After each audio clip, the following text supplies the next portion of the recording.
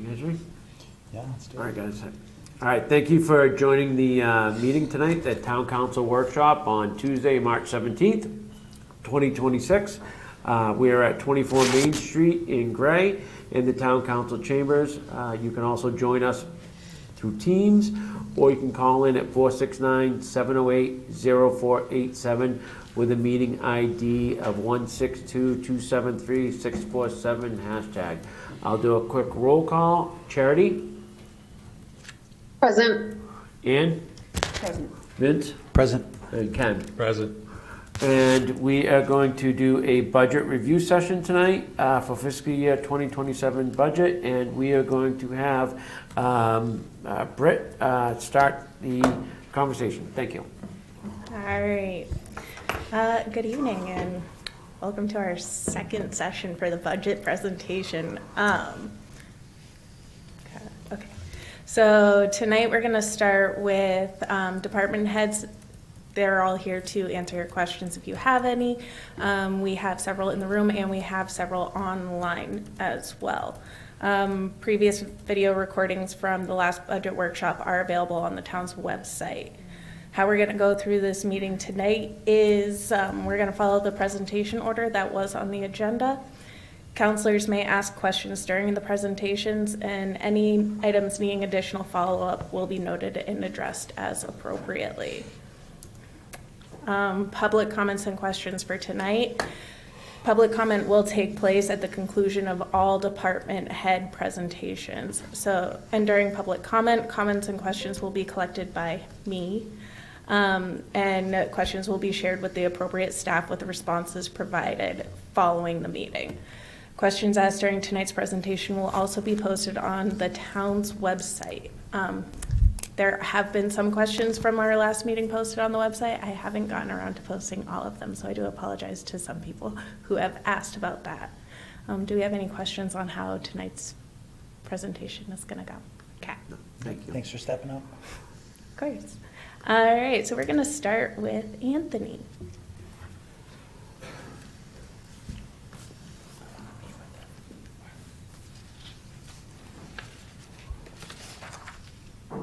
Do I change the screen?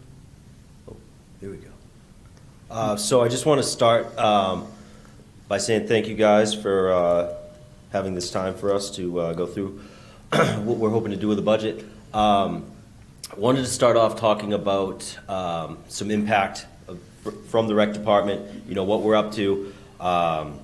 So we serve about 67 kids before and after school during the school year. We're averaging over 80 visits per week for pickleball. We've had 18 birthday parties booked this year, which is down a little bit, but it's because we've had more rentals and less time available to rent out the gym to birthday parties. Youth sports, total registrations is about 530. We had 232 summer camp registrations last year. This year's camp registration was full within 8 minutes of the registration opening. So that's lets you know how crazy that day is. We offer over 40 hours a month of senior programming. We've had 81 evening rentals of the gym this fall and winter. We've had over 1,000 attendees to our special events like Halloween and tree lighting. I'll plug our egg hunt that's coming up on April 4th. Everyone's invited to that. You can register on our website. We'd love to see the council come out and have some fun. It's a quick event. It's a lot of fun to see the kids go after those eggs. So a little bit about what we do there. For this budget, we try to keep everything kind of where it is. What these areas represent increases, and I've placed them in sort of the department's priorities. So the first one would be our biggest priority, the second one our second biggest priority, and so on and so forth. So increases include professional development. I'm proposing that we double what we had last year. We have 3 full-time staff in our department, but we have 30 staff over the course of a year. So it's not wise to think of us as a 3-person staff. This averages out to about $166 per staff, which I think is pretty. We're doing doing it pretty efficiently. It's really important because a lot of those part-time seasonal staff are brand new, year after year, and so we've got to train them on our policies and procedures.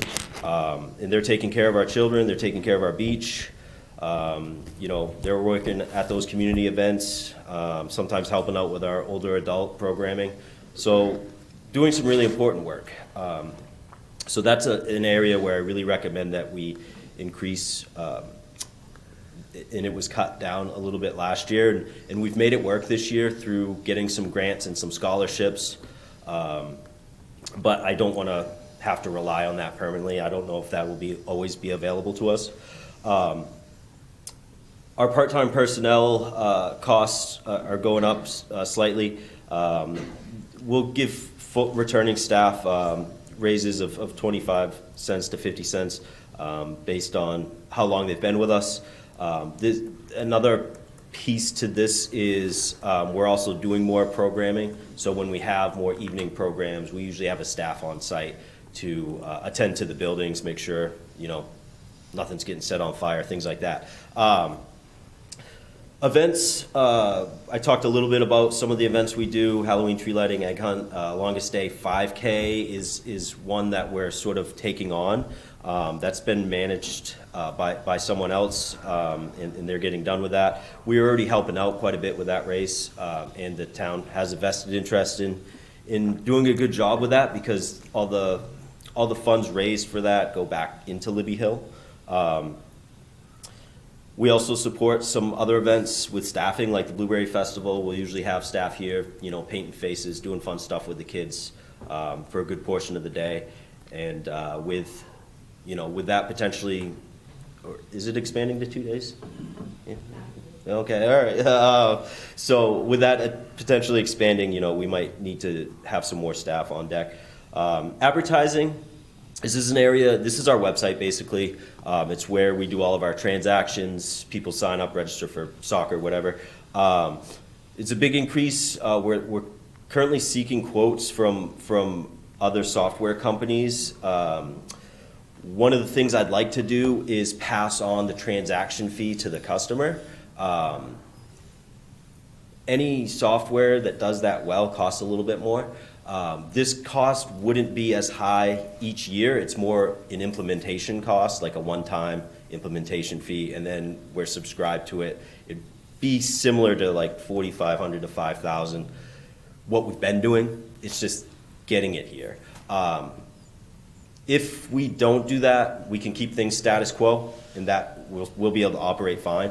I think depending on what those quotes come in at, we'd recuperate those costs over the course of probably 2 or 3 years if we were able to pass on those transaction fees. So long-term increase in revenue, potentially. We've gotten one quote and we're waiting on another, but that's a little bit about the advertising line. Wilkie's Beach is a small increase. I'd like to hire 3 beach attendants instead of 2, just to help balance the work-life balance. The beach is open 7 days a week.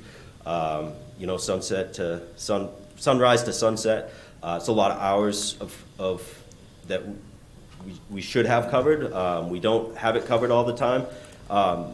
That line doesn't always get spent down, and that's because I budget for 80 degrees and sunny every day. But it's not 80 degrees and sunny every day, but we got to plan like it is. So that's why if you look at historical data on that, it's not always spent down. If it's raining and 65 degrees, I'm not sending a beach attendant to go attend to the beach because nobody's there. So those represent the increases in the story behind them.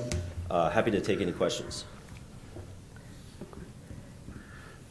So the Wilkie's Beach, the increasing to support 3 instead of 2 beach attendants, I'm sorry if you said I missed it, why that need is?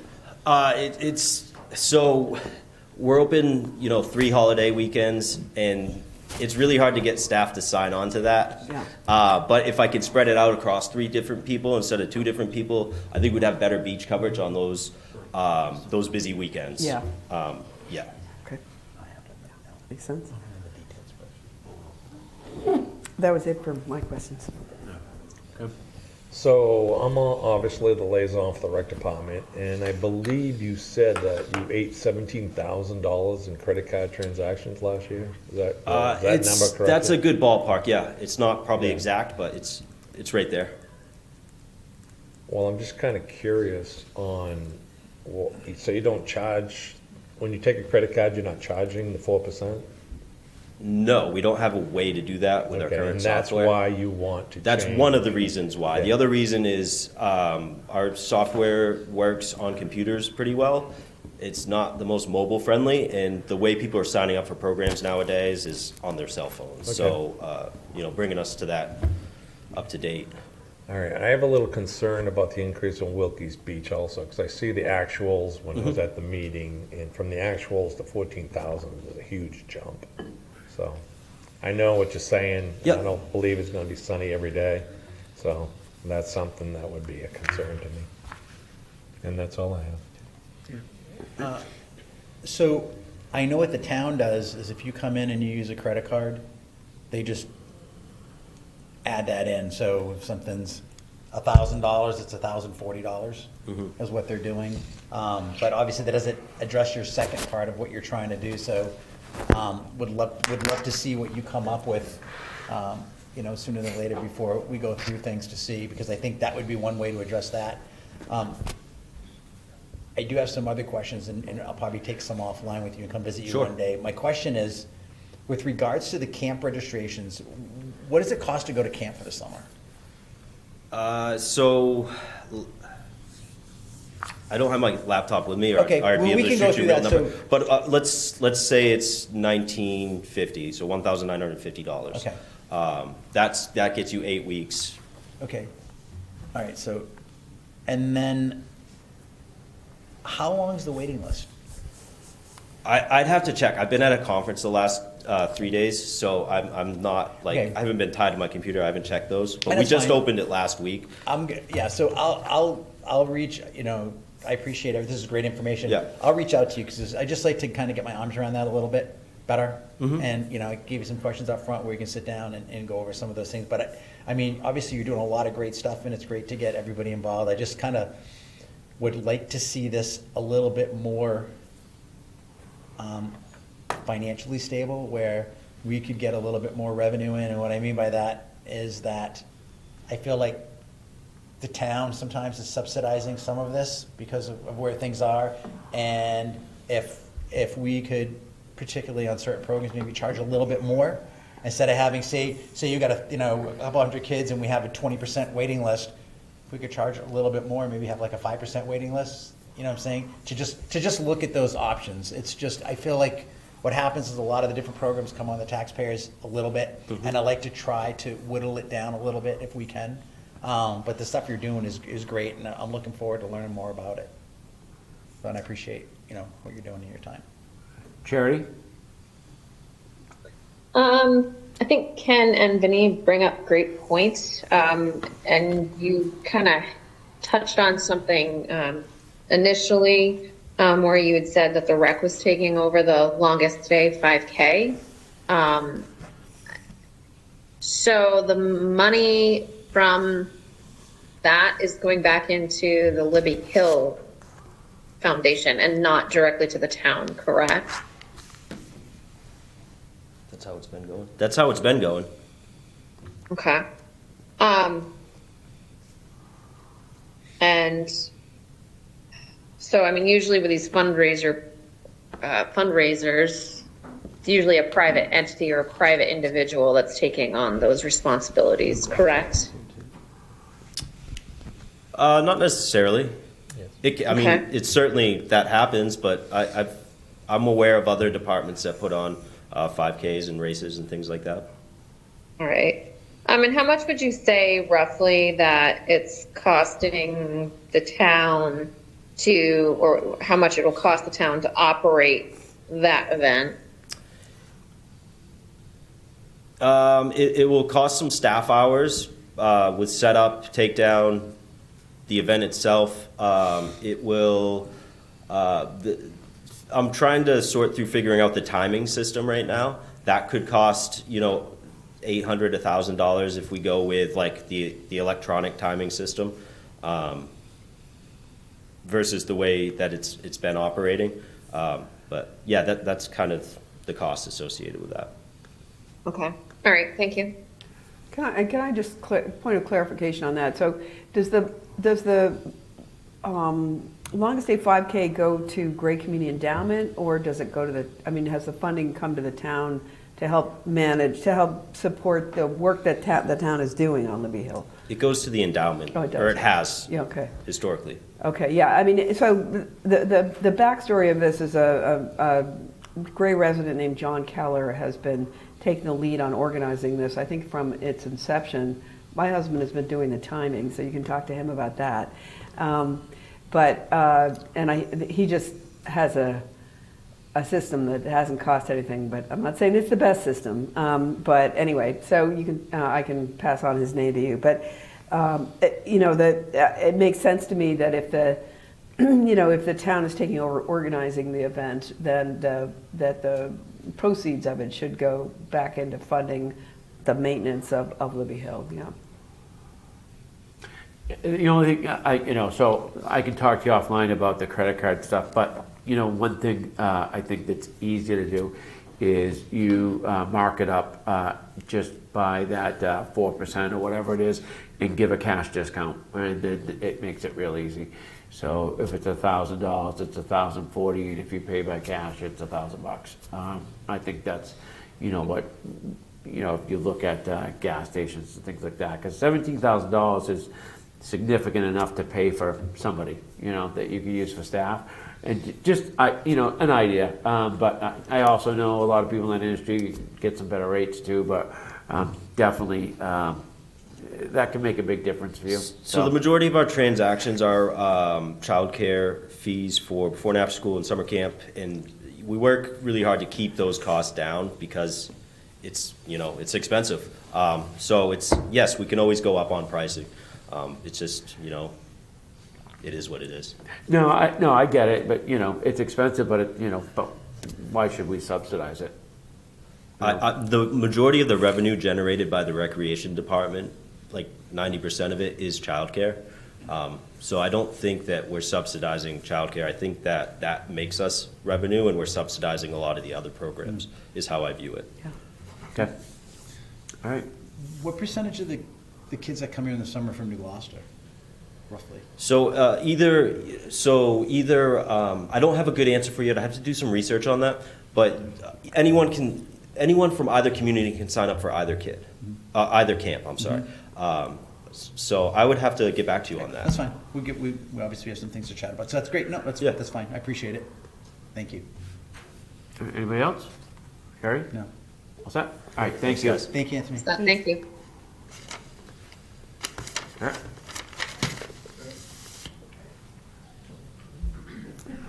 So public safety's next.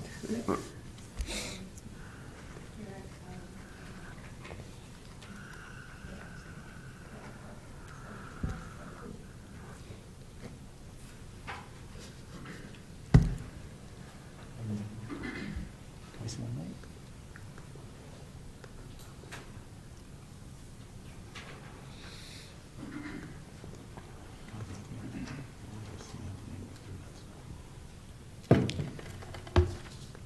Good evening, councilors and members of the community.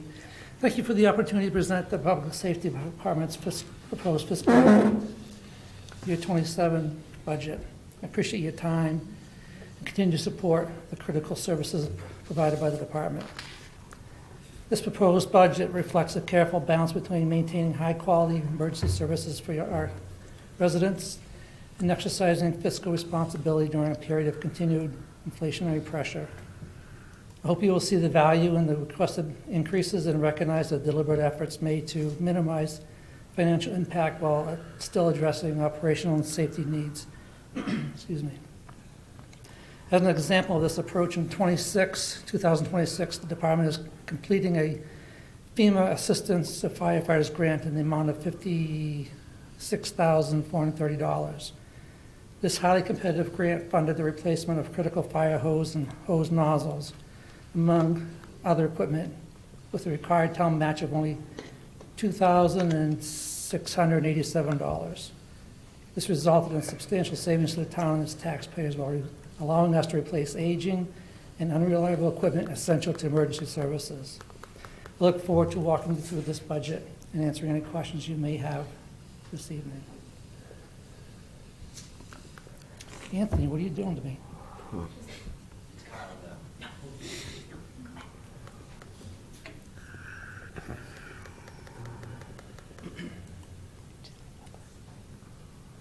Thank you.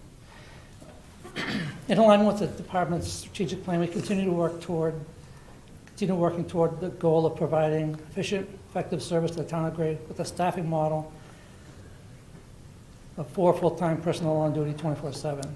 While we have not yet reached this staffing level, it is important that our apparatus and deployment strategy realistically reflect our current and near-term staffing capabilities.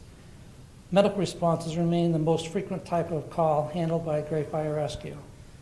The department operates 2 ambulances and has done so for many years. Throughout the year, we routinely experience overlapping medical calls, making it essential that we retain the ability to staff and place both ambulances in service when needed. Maintaining 2 ambulances ensures continuity of care for our residents and reduces reliance on mutual aid for routine medical coverage within the town. At a bare minimum, we need a driver and a caregiver. At the same time, we must ensure that our apparatus fleet is aligned with what we can reasonably staff. Currently, the department operates a heavy rescue truck that we are often unable to place in service due to staffing limitations. This mismatch between staffing and apparatus reduces operational efficiency and does not best serve the community. For this reason, the department proposed and received approval for the purchase of a rescue pumper. The rescue pumper consolidates the capabilities of the traditional pumper and heavy rescue into a single apparatus.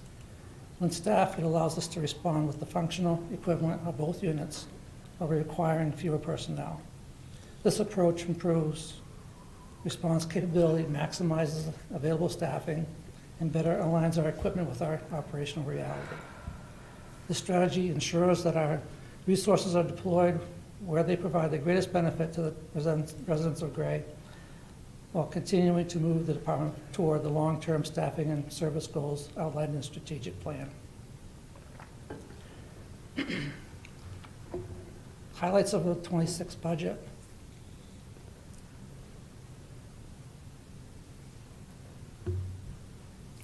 In 2025, we had 197 instances where we had more than one call at the same time.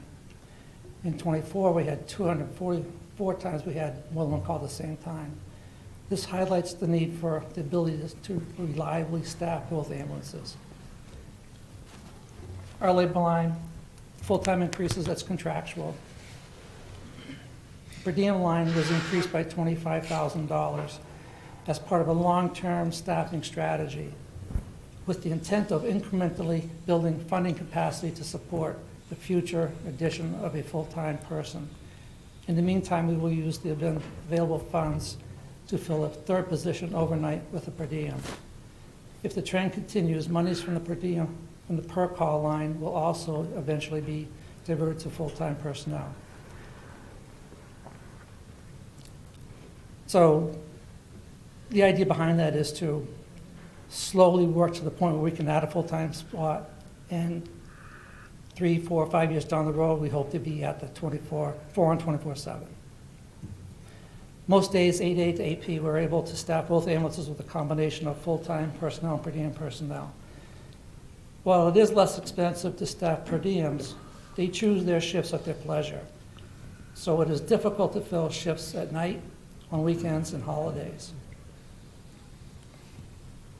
Moving forward, the personnel development line shows a notable increase reflecting $35,000 allocation to fund Gray's portion of the regional paramedic fly car program. This collaborative initiative with Gray, Wyndham, Raymond, and Casco ensures the availability of paramedic services where they are most needed throughout the region. The program was successfully piloted last year with Maine EMS grant funding and demonstrated clear operational and patient care benefits. We operate under State of Maine EMS protocols, So there are types of calls where we have to make the best effort to get a paramedic based on the call. So we either have to wait for a paramedic if we don't have one, or find a way to pick up one up on the way to the hospital, or take a patient that needs a paramedic to the hospital without a paramedic. This program has been a big help in that regard. The vehicle maintenance line, we've added $10,000 to that. Right now, the year-to-date doesn't reflect that increase need, but as we come out of the winter season, Public Works has more time to work on the red trucks as opposed to the green trucks. We'll be doing PM, and I expect that we will need to replace tires on the tank truck as well as engine 41 and possibly engine 42. And just as an example, we replaced all the tires on the ladder truck last year, and that ran almost $10,000. It was $9,000 and change. Office equipment raised that by $3,500. The majority of the desks, chairs, tables in the station are donated, hand-me-downs, and we need to slowly replace them as we can. Training equipment put up by $1,500 to $7,500. Training is essential to the fire service. Dangerous things that we do every day, we do very well and safely. Dangerous things we don't do every day, we need to train often to make sure we do it well when we do get to do it and don't get hurt. So realistic training props are essential.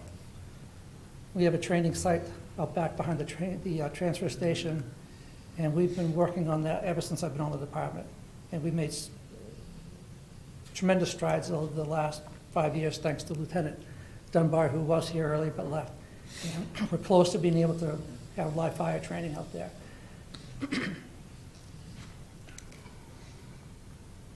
Fire and EMS committee activities. Jim Gailey last week or last meeting mentioned the fire and EMS working committees. I'm on that training committee. And about 5 years ago, I established and chair the area chiefs committee that includes fire chiefs from New Gloucester, North Yarmouth, Cumberland, Raymond, and Wyndham, and Casco. We focus on how we can all work together to better, as well as finding ways that we can save our communities money. One success story is that the North Yarmouth Fire Chief was able to negotiate a group price for hose, ladder, and pump testing for our respective towns. If my CIP request for the gear dryer is approved, Casco Chief and I will attempt to get pricing on that unit as well. So we do talk, we do try to get better pricing.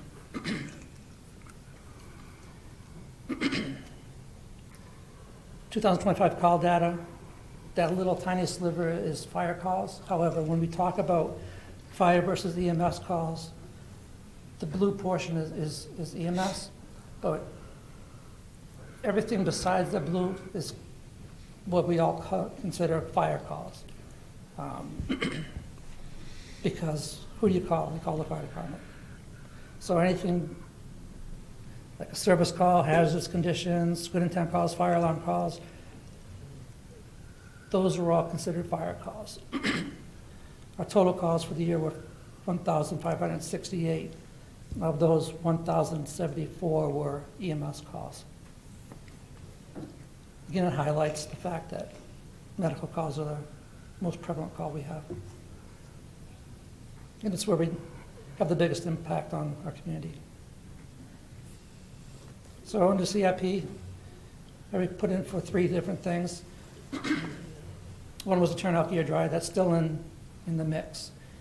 I also requested a ATV to replace our year 2000 Polaris as a patient carrier. We use that unit for football games, the Blueberry Festival,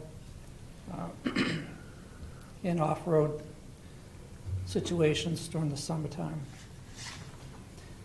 It was listed as deferred. I'm just not sure when it's deferred to. Also listed my 2017 vehicle, that was also deferred, just not sure when it's deferred to. And with that, those are the highlights. I'd like to be able to answer any questions you might have. Start with Ann. Yeah, I'm looking now at the packet, and there's and the line item budget, and there's about a little more than halfway down, the allowed doubt. Yeah, that's, What's that mean? I should know, but I don't remember. it's a pretty big number. Yeah, Robin, or, It says allowed dealt FU, and you have 45,000, it's an increase of $13,000. it's a finance department, I think it's to offset, I believe it's to offset write-offs for billing. yeah, okay, that's what Medical okay. billing? That's what I was guessing that was the case. And I know that when the guy from the billing service was here several meetings ago, I'm sort of lost track. He mentioned that it's possible to put together kind of a risk pool for managing that, and I think that's something, obviously not right now because we got our hands full, but it's something I'd really like to look into going forward, creating for the town. And other towns have done this, and I think it's good for the residents and it's good for the town. So I'm just going to put that in the parking lot. And I guess I have this question really for all the departments at this point. I mean, fuel prices are going up due to the war in Iran, and I just want to make sure that I know that wasn't happening when we started this budget process, but it seems like it might be important to think about that in terms of, because no one knows how long this war will last and what the outcomes will be. But I mean, we might want to look at ticking up the fuel lines and, for both our vehicles and for heating. That concerns me as well. I'm just not sure how that is handled. I don't know if we lock in on that. Timmy might know, or Justine might know. I'm Right, not good sure. point. Yeah, so the town negotiates for those numbers, Yeah. those contracts as a whole. And I think same thing for the cost of equipment and supplies is Right. in some cases getting driven up due to tariffs, and I just want to make sure that we're paying attention to those. Yeah. I think, and then there's multiple lines of vehicle gas and in this budget, and I wonder, I don't know if that's for like different locations or vehicle gas.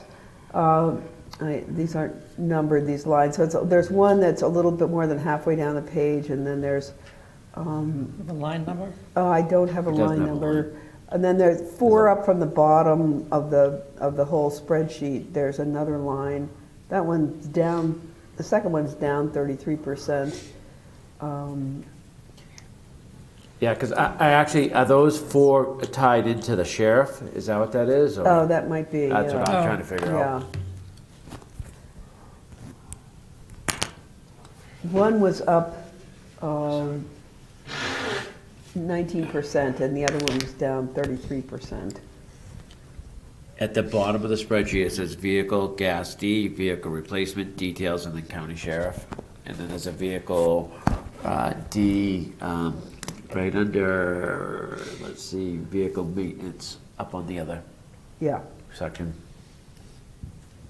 If you're looking below there's a break. It's, the item number is 0441025515, the first one. All of your 0444 is law enforcement, anything else is your operational. And the 04-44s are going to be,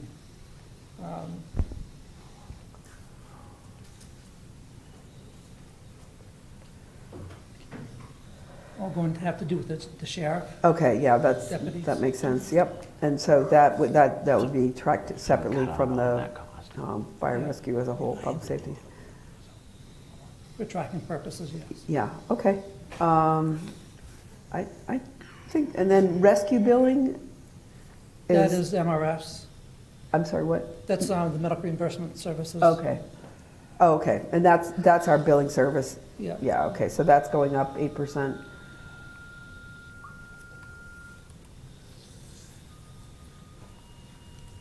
Okay, those are my questions. Okay.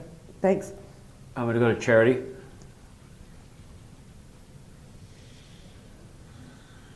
Thank you. Can you provide some clarification on, their small dollar amount, very small dollar amounts, I'm just kind of curious, vet fees, cremation? The animal control officer falls under my department, and those numbers don't change year to year. If he has to take an animal to the vet for whatever reasons, then Okay. that covers that.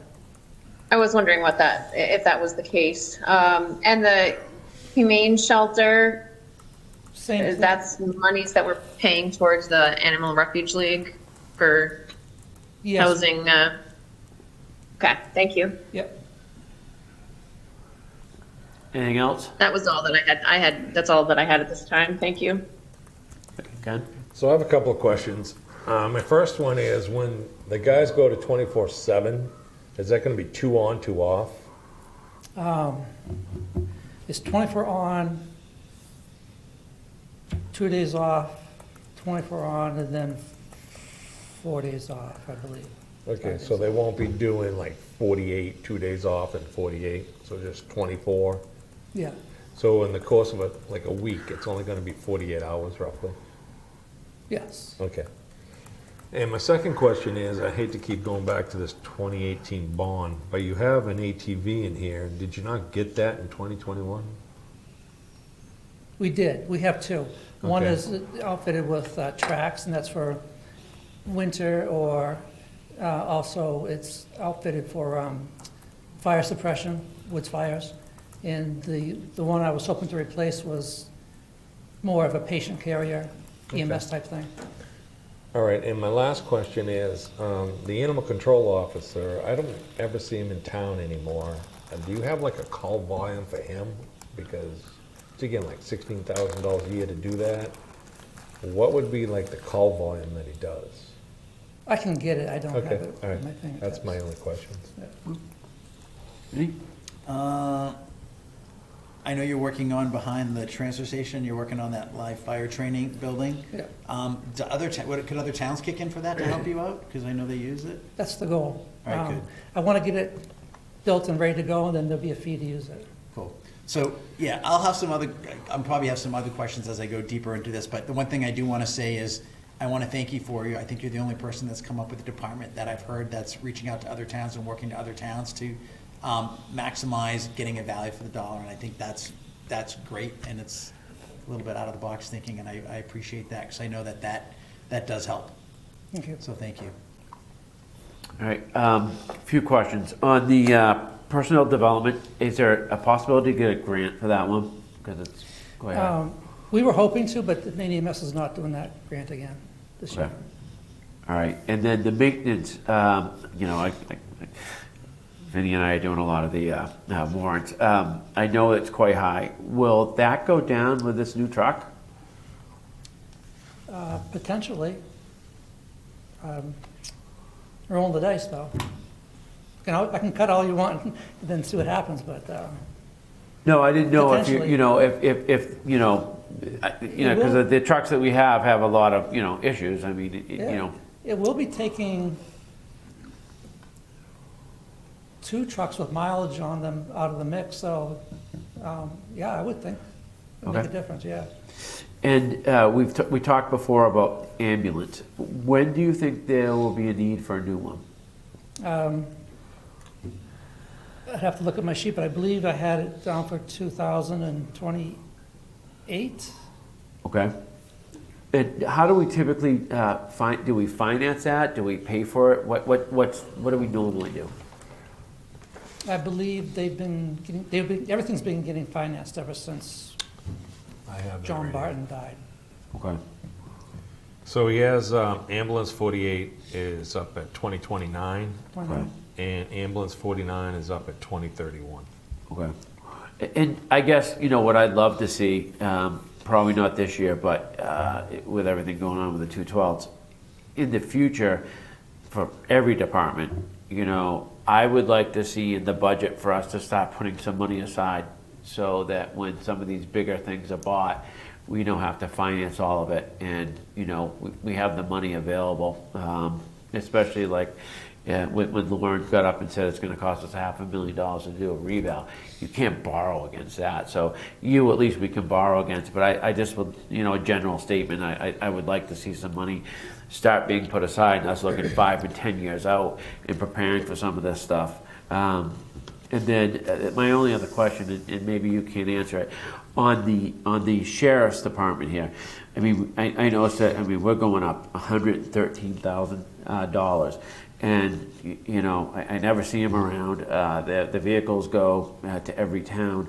Are all these, the vehicle gas, the vehicle replacement, the details, and the county sheriff, is that all part of the sheriff's department, or is that different? Do you have any idea? Say that question again, please. The last 4 lines on this, are those all part of the cost of the sheriff? Yes. Okay, and then the hydrants. It looks like there is, is it the hydrants, $437,515.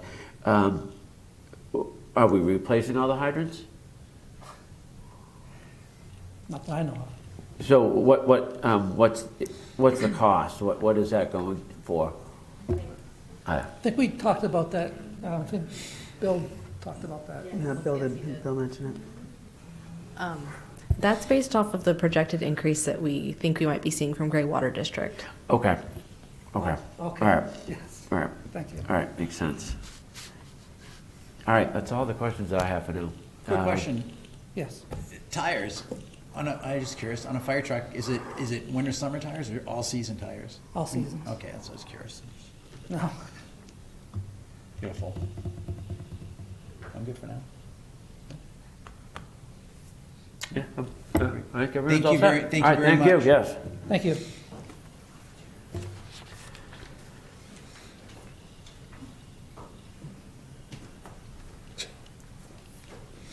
You a shadow?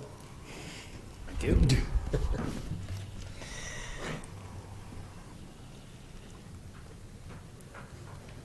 Good evening, everyone.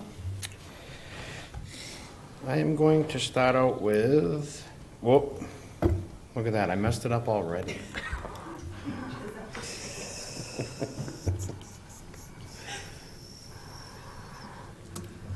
Okay. All right, I'm going to go over a few highlights of the budget we're currently in. We've already responded to, and I hope we're done, but to 32 winter weather events this winter, which in my 27 years, probably one of the highest. And we all feel it. My overtime budget is nearly exhausted. I have $6,343 left in it. One significant storm or 2 minor storms will fully use the remaining funds. My salt budget this year is 97% utilized. Statewide supply shortages, limited availability, and required careful use. Temporary salt shortages impacted road conditions during select storms, though service levels were maintained. Our sand supply is running low. We are currently hauling some back into the sand shed. This spring, for FY '26, we are paving Mayall Road and Merrill Road. That was supposed to get done last fall, but did not get completed, so it'll get done this spring. We also have 3 aging catch basins that are showing signs of collapse. There's 2 in the village, 1 on Weymouth Road that we will get to this spring. And street sweeping hopefully will start by the middle of April, and that usually takes us 6 to 8 weeks. Highlights of the FY '27 budget. Most of my line items stayed the same or went down slightly. The increases were salt 5% due to higher market prices. Uniforms, I know it seems a lot, 17% or $1,000 due to increased costs. Plowing and sanding supplies, 6% driven by ongoing tariffs on Canadian source cutting edges. Road striping, 2% or $1,700 due to price increases. Equipment inspections in the shop, which is required by Maine Department of Labor and our insurance company through MMA. That's, I don't know if that is quite accurate. I'm gonna have to look at that one.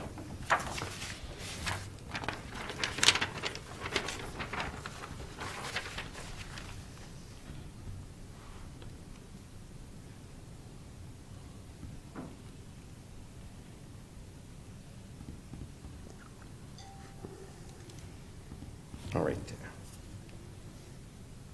That's $700 and 21%, not 7,000. Okay, that's good. I knew that didn't look right.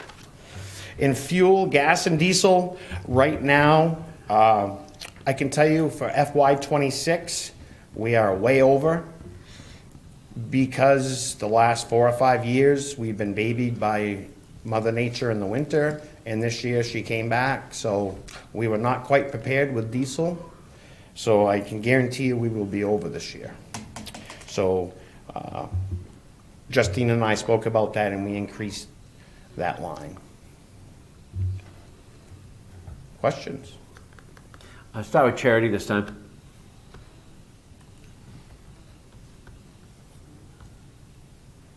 I don't have any questions at this point. Thank you. Okay. Ken? Well, Tim, I know it's been a long winter, and I appreciate you and you guys doing all the plowing. I know your salt went up, and I think that's a good idea, because I know you're getting a little stressed out about running out this year. And I can't believe you used all that sand, because I looked in the sand shed, and I was like, wow, that's a lot of sand. You used all that sand? That's crazy. We haven't used, I mean, there's some in there, but we're hauling some in. I mean, it's only March 19th. I mean, we could go out 3, Yeah. 4, 5 more times. I don't know, which will put me over on my salt budget if we end up doing that. So other than that, you pretty much kept everything else the same, except for fuel increases, of course. Right, and there was a couple lines that I did go down on, and there was one line that I got rid of totally, which was postage. It was only like $500. Yeah, that's fine. That's all the questions I have. Vince? What do you do with the pickup sand? When you pick up sand in the spring? Is That pickup, that is, Cost? it's so it's so Yeah. fine that it's like dust. I figured. So we just give it to people who want fill. No, that's great, good. It says tree, so for tree care, what do you guys do for tree? I always notice that in there. What do you do for tree care? Tree care, so tree care is, and if you ride around town, there's still some that need to be done, but any trees that are dead on the side of the road that's within the town right away, that's what that's for. We have a company that we use locally to come cut them down. Okay, but it's not maintenance of the trees or anything? No. All right, I was just curious, so, great. Yeah, you guys do a great job on my road. Thank you. Yeah, a couple things. I just, out of curiosity, where do we get the salt from? Does it come from? The salt is, we go through GP Cog, which is our Okay, yeah, cheapest yeah. route. Yeah, And the salt comes from South Portland, Morton Salt. okay. And they've run out twice this year. Yeah. And not just them, because there's also Easton Salt, which is right next to them, and they've run out also. Okay. So they weren't prepared. They thought it was gonna be like the last 4 or 5 That winters we climate had. change was coming to our aid, Right. in terms of this budget. I guess not. And the annual paving, so this line, it's about halfway down your budget. And it shows us 500,000 in the 26 budget, but then no money in the 27? It's coming out of the TIF. Okay, is that all coming out of the TIF? Or- Yes. Okay. Yes, 100%. All right, just want to make sure. And, okay, and then I guess I'm just going to keep making this point. I mean, I think we don't know when fuel costs are going to come back down. They're definitely, I've heard that diesel costs are higher than gas costs. We have a contract through Dennis K. Burke that Justine does. I don't know if it's every year or what, but we do have a contract through them at a fixed price. Okay, and that'll be through end of June? Yes. Okay, all right, and then, All right, so then we'll see where we are in the coming year. But I am a little nervous about that, and same with some of the other equipment costs. And you did mention the tariff impact in one area.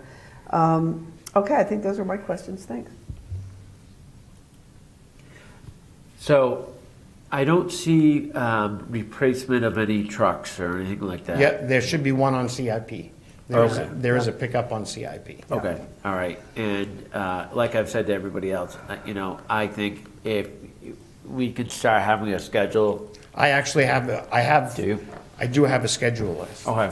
for every piece of equipment I have, And are we planning? which I can gladly give all of you a copy. Are we starting to budget for it though and save money for it, or we just know we have to replace it and finance it? There are it's either 3 or 4 of our trucks, I believe it was 3, that were in that bond that you folks were talking about earlier. Well, what's gonna happen is those 3 trucks are gonna come up the same exact year. Yeah, And that's gonna be, with those 3 trucks equipped with plow equipment, by the time we get there, it'll be well over $1 million for those 3 trucks. I think it's something we need to consider for sure. And you guys do just an amazing job, and you know, you just don't know year over year what's gonna happen. Next year we could get no storms whatsoever, and you know, everything changes. But you know, I think you're it's the hardest to do yours because you just don't know. And I always want to just reiterate, it's very important for me to stay on top of the paving and things like that, and just never, we always need to push, because if you don't take care of it, it's going to cost you double in the future, so. Correct. No. Goral Palmer did a pavement study back in 2019. So we do have, which I have a copy of, and I did make a copy for all of you in case you wanted it, is the paving schedule through 2041. Yeah, I would I definitely did like to see that, because too. good job, And- because I think that's important, that we all know what future costs are gonna be, or what to expect, so as we're looking to buy new ambulances and fire trucks and paving and.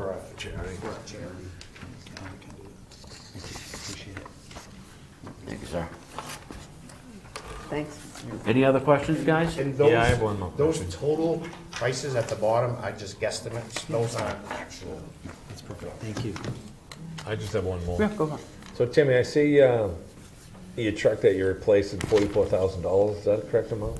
No, 75. Okay, I thought for some reason I thought 44 was a little light, No. so. Are you trading in the one we have now, or we putting it out? to Well, let's see what they want to give us for a price for it first. Okay, okay. Because we'll bid it both ways. We'll bid it with the trade-in, and then we'll bid it without, bid? Okay, and we'll see what they want to give us, because sometimes they don't give us very much, and it's worth more than what they want to give us. correct. That's my only other question.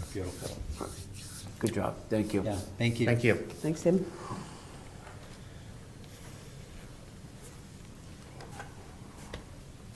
I'd like to add the truck that we're replacing at Public Works is the same truck that Steve LaValle was plowing the village with when he was director. Yeah, It's due. good context. Thank you. John Powers, Deputy Director, Public Works. I'm overseeing the solid waste and recycling facility. With the recent retirement of Director Randy, we merged with the Department of Public Works. The foreman for DPW, which was myself, changed job titles to Deputy Director. And we appointed a new foreman for DPW and another for solid waste and recycling. I'm sure everyone's seen a lot of the recent changes outside of the building at the facility. There's also been a lot of changes inside the building and processes of how we take care of recycling. This has improved ergonomics, unnecessary equipment use and wear, traffic congestion, pedestrian, and employee safety. And overall, our FY27 budget has a small increase of 1%, primarily due to rising cost of services.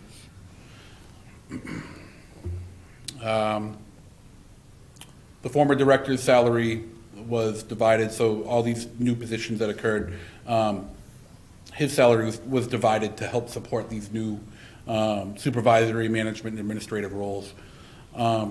I've noticed since I've been there, since October, the crews struggled during unplanned absences, whether someone was sick or may have called out, had an emergency, or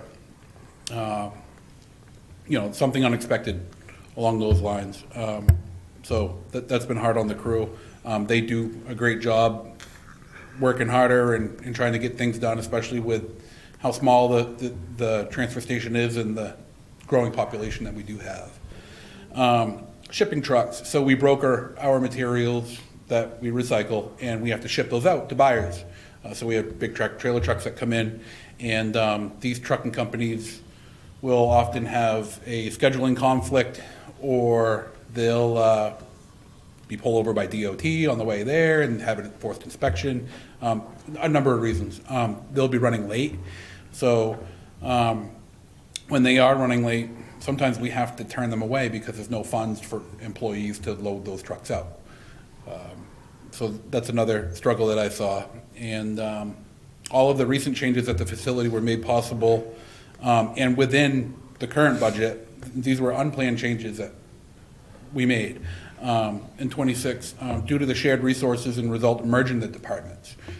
So with a bigger team, we've had bigger results. So we've had Public Works employees, when they're available, to come over and help make some changes, line striping, moving blocks around, moving things around in the building, and some maintenance as well. So that's been a big help. I'd like to increase the overtime budget to go up to 2,500. We're at 1,000 right now, and that would help with calling in a part-time employee or calling in extra help when we do have an illness or an unplanned absence. And then with getting material out for trucking. It is important to get those loads out. The market's it's volatile, so prices go up, prices go down. We try to sell our materials when the prices are a little higher. So if we can get that material out and in the hands of the buyer, then we're doing pretty good as far as marketing our materials. So having someone that can stay over for a half an hour on any given day, a truck shows up late, is huge. So mileage and tolls, I took that out. We don't really go anywhere. It's $100. The furthest we go is like Maine DEP in Portland for employee training. I've started sending employees there for their core 1, 2, and 3 transfer station operator training. No one was certified in that, so it's free to the town. And we use the planning and code enforcement vehicles that we have out there if we need to go somewhere. So there's no mileage or tolls or fuel reimbursement. So our monitored well sampling, that's gonna go up inevitably, 14% due to their cost. And then hazardous waste collection, we'd like to increase. We have an increasing population, therefore we're taking in more household hazardous waste. And on our household hazardous waste collection day, we were over on units. So we're looking to go up on that by $1,000. We were well over this last year, but we were able to move some funds over from our universal hazardous waste budget to cover that. So they kind of come out in the wash. They won't if we don't go up by the $1,000. Tipping fees, Eco Maine has gone up to $110 per ton for our MSW, so our municipal solid waste, the trash bags that we throw in the hopper. It costs $110 per ton to get rid of that, so or it will come July. So they've done a good job of letting us know ahead of time, so we're ready for the next budget cycle to prepare for that in our budget. And then equipment rentals, we rent we rent the big trailer that all the trash bags get compacted into.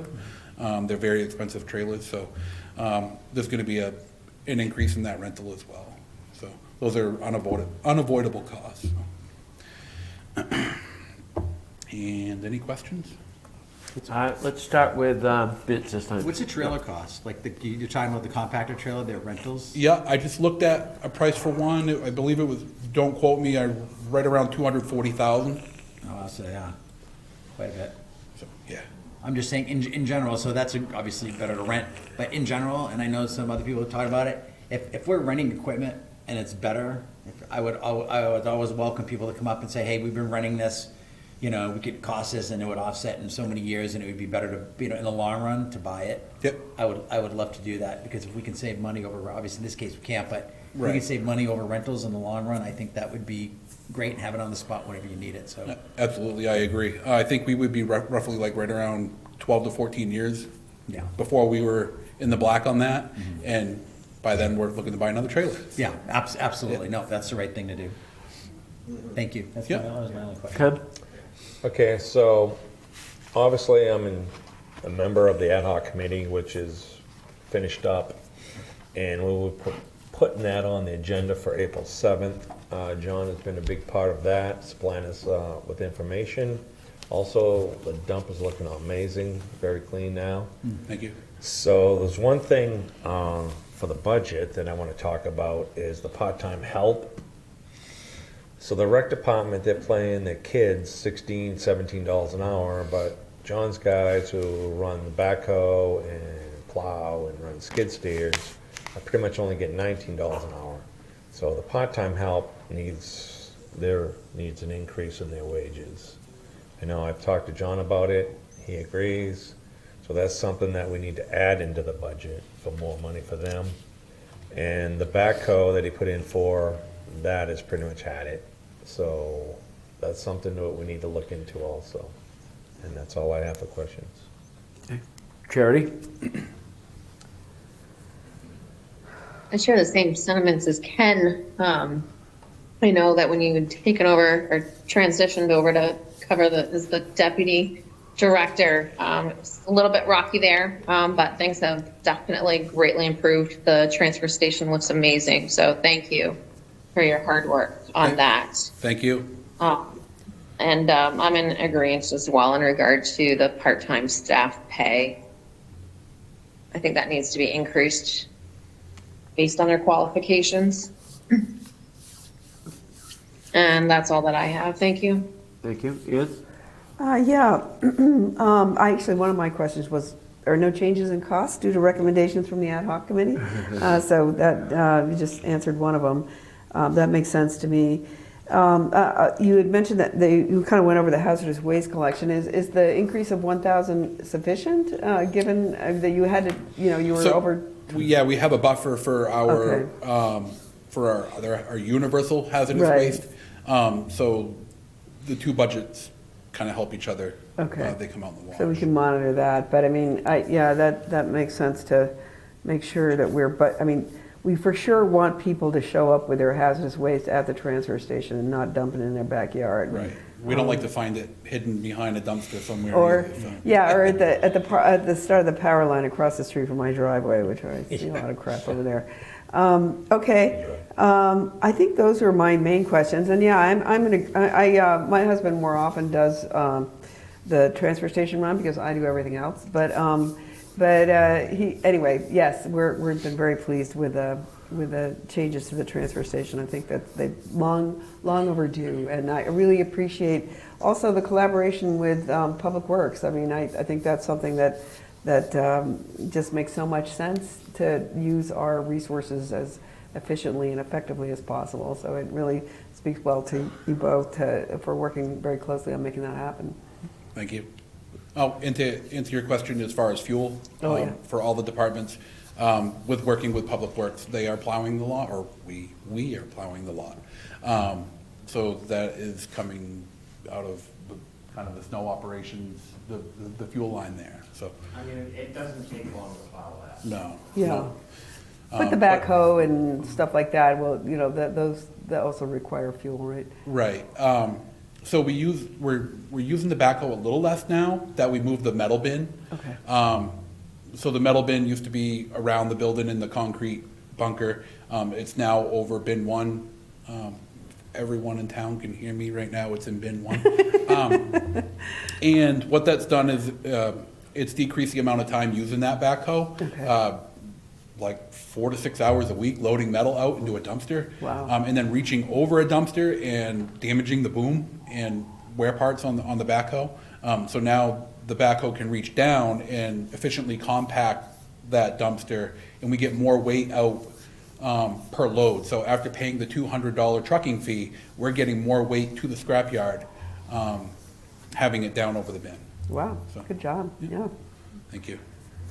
I agree. I definitely think you should add, you know, whatever the amount of hours, you know, $3 or $4, you know, per hour increase. I mean, it's, yeah, you can't live on $19 an hour. You know, so I would definitely increase that as well, and I'm all for that. And then as far as income, have you seen a difference since you guys have been more strategic about making sure that only, you know, people have stickers? Is there less traffic? You know, because I see less, I don't know how to say it, but I'm not going to say it. So there's not as many people I don't recognize there as there used to be. So has that changed at all? Yeah, so we started keeping a tally towards the end of October. We just got a little scrap sheet. Last time I looked, we were right around 127 non-residents have been stopped from the transfer station and turned around and sent back home. So enforcing the permits to get in there, the transfer station passes. Some people don't like it, but it has definitely saved taxpayers' funds for taxpayers paying to get rid of outsiders' trash. So it has helped a lot. Okay. And other fees, have we thought about like hazardous waste charging for that, or charging more, or? So we don't want to charge for hazardous waste because we're going to end up finding it in places that we don't want to find it around town. The committee is, I don't want to step on the They'll committee's toes, present but all that we're on working Saturday. on fees and upping fees and reviewing the fee schedule. So that'll be presented by the committee. Can you bring hazardous waste anytime? Negative. Yeah, okay. My thought process, just for the committee, is that I think sometimes because I can't get rid of it, you do other things with it. You know, you burn it, you do things that, you know, it would be better if we brought it, and I'd rather pay $5, you know, or whatever. So just a thought. All right. Yep. Anybody, anything else? Yeah, I have one more question. So I know you're shopping around for new backhoe, and you're gonna get 3 bids. So you have it quoted for 190, correct? Yes, yep. So if you get it for a little less than that, could you price out looking for a box plow for that also? We have a box plow. Oh, you do already? Yep, we don't Great, need to buy perfect. Public Works, worked on one over the winter that was old and out back, and we did some welding to it, put a new rubber cutting edge on it, painted it up, looks pretty. Good. So it's ready for a backhoe. Sounds good. Thank you. That's it. Awesome, thank you. Thank you. Thanks, John.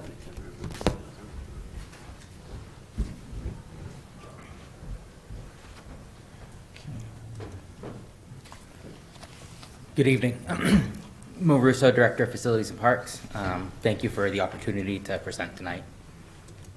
So a little bit narrative about the department. We're tasked with the maintenance of all town of Gray-owned properties and buildings. It's 21 buildings spread across 12 different properties. It's 195 acres of land that we oversee. 121 of those are Libby Hill, and of that 121, 73 are owned by the town.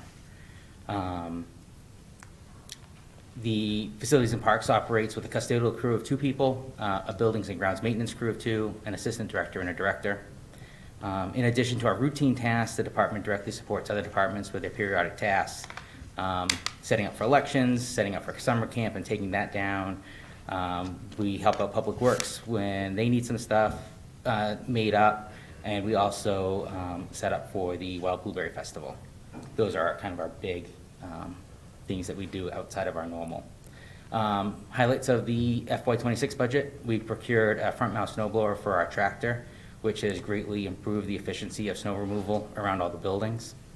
We installed a new 2-inch water service to the Manual Arts building.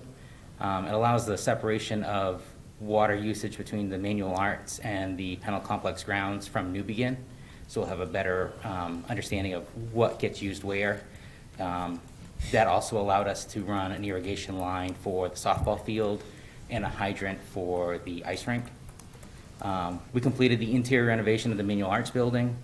The exterior of the building's going to be completed this spring. And public restrooms will be available in April. That was a major part of that project.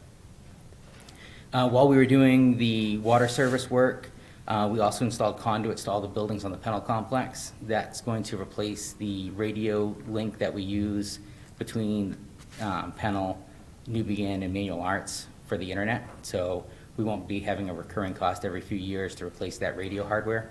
They'll just be all hardwired.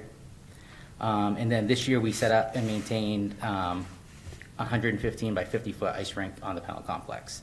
It's almost 3 times bigger than the rink we had previously. Some highlights of the fiscal year 27 budget. When we went into the fiscal year 26 budget, we weren't sure of what the tariffs were going to be on propane. So we had to make an estimation of how bad that could be. So with that, this year, because the tariffs didn't affect it the way we thought they were, it's a savings in this year's fiscal year 27 budget of $39,000. Justine looked at the historical data of usage for each building for each year, and then we made an estimation of a 4% increase in that cost.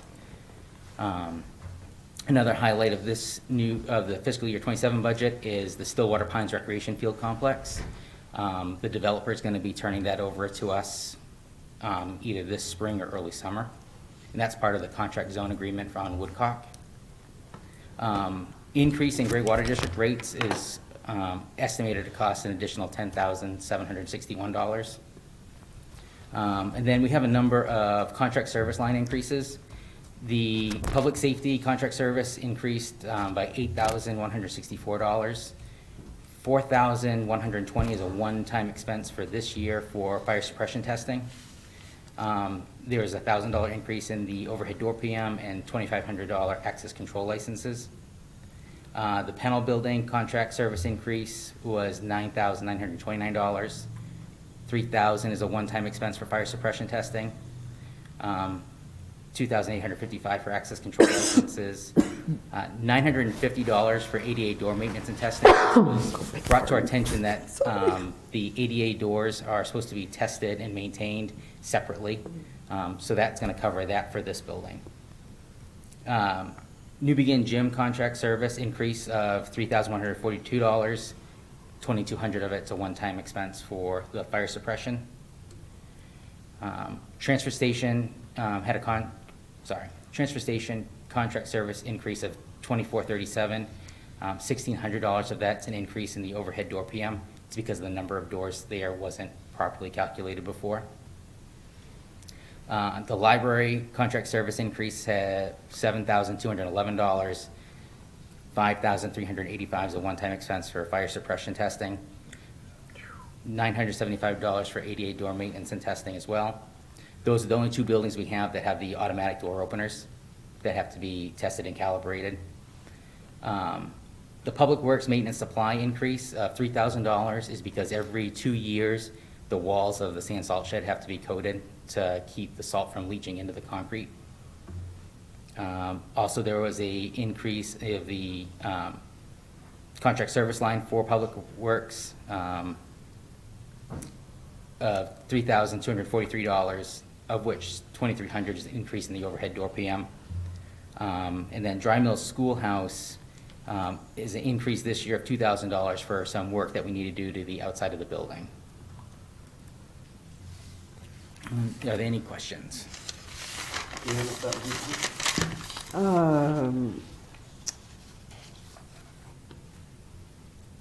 let's see, I had a question about the water, let's see,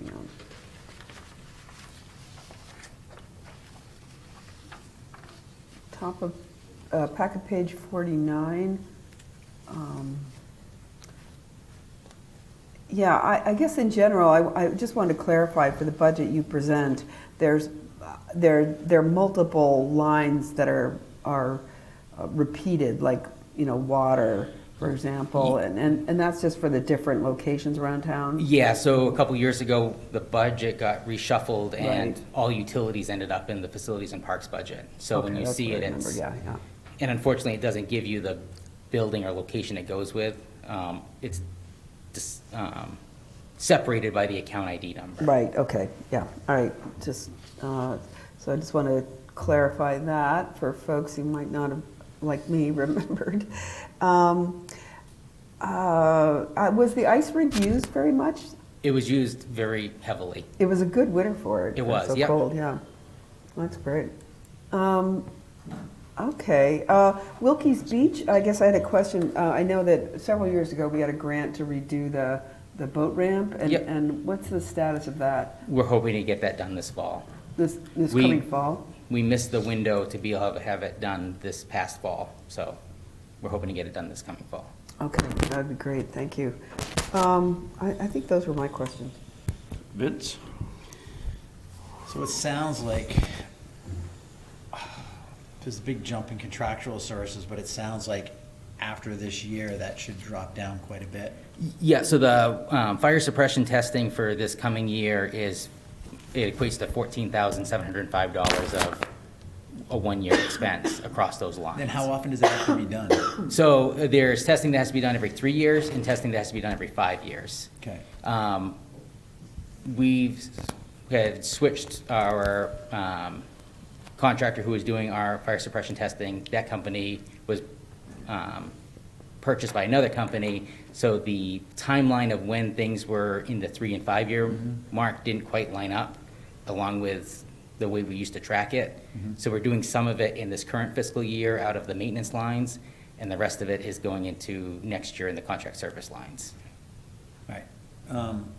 I would encourage you guys, and this is for everybody, I mean, it's great to get 3 bids. If you want to get 5, get 5. If you want to mix them up with different people, mix them up with different people. Because, yeah, those costs are probably not going to go down over time, but maybe if we say, hey, we'll stay with you for X amount of period, I mean, whatever we can do to finagle something, and if you need our help, I'd gladly help you out. So, thank you. Thank you. All right, Ken? Yeah, Mo, you and you guys do a great job, and thank you. And you've done a great job on Anthony's building down there. Thank you. Did you put into your budget for fixing the pigeon problem at the transfer station? So we have funds in this current fiscal year that we're hoping to use to take care of that problem. Okay. All right, that's all I have for questions. Charity?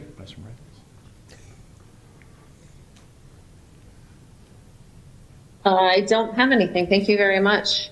Appreciate what you do. Thank you. The only one I have is that when you and I talked earlier, I know we don't host a server here, and you had been told that it was cheaper, is that what you said, or why don't we do it here? As far as the cameras, Yeah, not hosting the server here allows us to access the cameras remotely.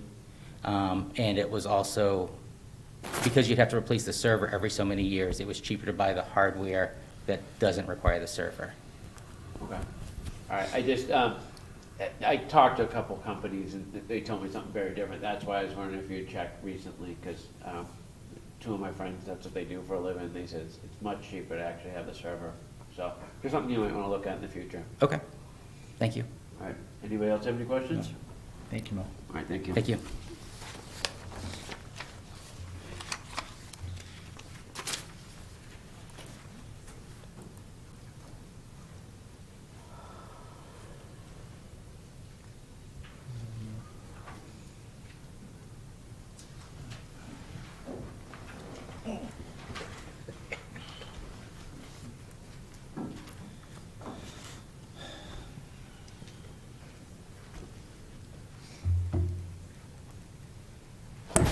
Hello.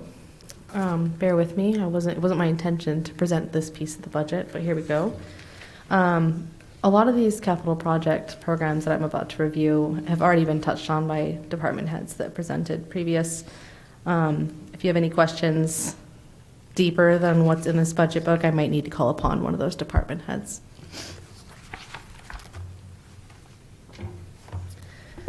All right, so CIP is a long-range planning tool used to identify, prioritize, and schedule the town's major capital investments over multiple years. We generally put our higher costing expenses in that, ones with a useful life of 5 years or more. This combines the short-term and long-term needs from all departments into one coordinated plan, and it serves as a guide for annual budget development, helping align capital spending with financial capacity and community priorities. This supports the town's comprehensive plan and informs the town council, finance committee, and public about future capital needs. You'll see here a schedule of the capital needs that were proposed to the interim town manager, with a number of them being deferred to a future year. Anything that is crossed off is what we are proposing that we defer. You'll see further down on the spreadsheet, we have 2 that are being proposed to be funded by TIF, $500,000 for road paving and $438,000 for the culvert replacement at Maybury Road. After those TIF funded projects are taken out of the equation, we're looking at $505,840 in capital needs to be funded with the operating budget. We have the transfer station backhoe that I know John spoke about.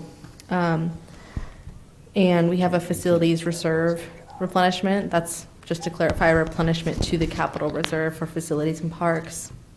An AC for the transfer station office. An exterior camera at Public Works.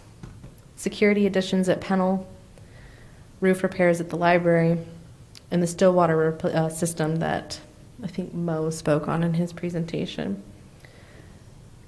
Replacement of a 2017 Chevy at Public Works, firefighter protective clothing dryer that Kurt spoke of earlier, and a server at Public Safety. Do you have any questions? I'll start with Ken.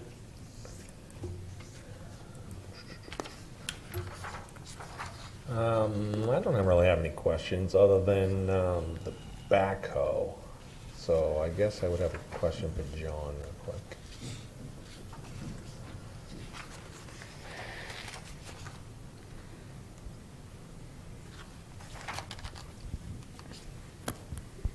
So I talked to Tim, and he didn't want to roll his backhoe into you guys because of the tires. You have solid tires on your backhoe? The tires that we currently have are foam filled. Okay. The tires that we would like to get on the proposed backhoe would be a hybrid tire, so they are a solid tire, but they have given them, so they're able to go on the road as well. We've had storms at Public Works where we could have used another piece of equipment to open up roads. So in the case that we were to need another piece of equipment on the road for emergency reasons, then we would be able to utilize that backhoe for that department as well. The backhoe that we currently have was a hand-me-down from Public Works. Correct. When that one was due to be replaced, so. That definitely needs to be replaced. So, have you looked over like leftovers or one like it's a year old, still under factory warranty? Have you dug into something like that just to save a little bit of money? I haven't. What we did was we just went and got a couple quotes. So we Okay. got one from Bureau Guard, who we currently have our backhoe through, All right. and then one from John Deere, similar to what Public Works has. Okay. We did have a breakdown on our front end loader that loads all the trucks during a storm. It lost its electronic pedal, All right. and we were able to rob that pedal out of our John Deere grader. So all of those have the same electronic pedal, and a lot of those machines carry the same parts. So in an emergency situation where it's 2 a.m. and you can't get a part for something, we So can you're use. looking to get a John Deere, is what We you're are, saying? but I mean, numbers are numbers. So. Okay. Well, if you have a chance, like I said, if you could just quote out maybe a leftover or one that's just a year old. Yeah, and makes just sense. And go from there. Yeah, absolutely. All right, thank you. I'd also like to add, Justine said that the AC was for the transfer station office. What it would be is there would be two heads to an AC unit to feed. One would be for the break room and one would be for the office. So obviously the guy's working a lot of heat. You walked in there and you're like, oh, it's really warm in here. Well, it's wintertime and it is nice to come in and thaw out. In the summertime, when it's 100 degrees, those I guys definitely think they need to you get need to see, something absolutely, cool. yes. So. 100%, yeah. I have a question along with, have we looked at leasing? We haven't looked at leasing. Okay, I just think it's an option, that, you know, a lot of these companies now will lease, and then you have an option to buy, and you could save quite a bit if you do that. Plus, you know, sometimes, you know, you could keep getting new, you know, over every few years, and how long does like one of these usually last? 20 years, 10 years? Yeah, 15 to 20. The one we have is beyond that. So, yeah. No, I would just see what leasing would be. I mean, if, you know, because, you know, if you know that, you know, you can lease one for, you know, $1,000 a month, I'm just making up a number, and over 10 years, that's gonna save you a lot of money, actually, because then you just get rid of that and start a new lease and get a brand new one, but it's something to look at. Yeah. I don't have any more questions for you. Okay. Good for now. Thanks, John. Thank you. Thank you. Does anybody have any other questions on capital projects, though? I have a comment. I'm sorry, I feel like my head is disappearing behind this counter. My chair just kind of collapsed. So culverts, I just want to bring this up. It's probably not going to be something that we can get into or at least plan for in this FY27 budget. But Sandy Carter, who's the Resiliency Committee Chair, and I met with a guy today who is involved in a project to map and sort of do a conditions assessment of all the culverts in the Royal River watershed and Gray and surrounding towns. And he said that there were opportunities for grants. There are qualifications there, like you know, in some cases, the grants would only fund a culvert replacement on a stream that serves anadromous fish, you know, the fish that come from, you know, migrate back and forth between the ocean and fresh water. And so, like some grants, you know, our streams don't have that, but there are other regional grants through IF&W and U.S. I can't remember the federal agency, but anyway, if we were to go in with some other towns and do some regional planning on those, and you know, propose like 10 culverts, we could potentially get a grant from that. So that's something we're going to meet with Tim later this week, and we'll talk a little bit more about that and work with. I mean, I think the Main Rivers and Casco Bay Estuary Partnership and some of these other groups are interested in funding. So, I mean, and it might be the sort of thing where we find out after the fact that we can be eligible for those grants, and so we can't plan for them in this budget, but they can help offset the cost of some culvert replacements down the line. So having the paving schedule and stuff is really helpful as well. Absolutely, I think that's a great idea. I do have a question on the library roof. Didn't that just get, I mean, isn't that fairly new? So the library had the addition done, I believe it was about 10 years ago. The roof is deteriorating rapidly. When we have MMA come out, they do our risk assessment. One of the things they look at is the condition of our roofs, and it's going to need to be replaced sooner than later. Okay. No, So I definitely believe it fixes something before it happens, but I mean, 10 years, I mean, that's quick. Yeah. Is there no warranty on those shingles, or? No. Or- No, and it's a big roof. It's Oh, actually, yeah, no, It's a absolutely. 2-year funding. We'd fund half of it this year, fund half of it next year to do the job next year. So it's 320 or 160? It's 160. Oh, no, I'm sorry, 120. Oh, wow. It's 60,000 this year, 60,000 next year. Oh, I thought it said more than that. Did it? Did I read that Well, wrong? no, I think it was 60, yeah, it was 60. Yeah. So it'd be 120 total, wow.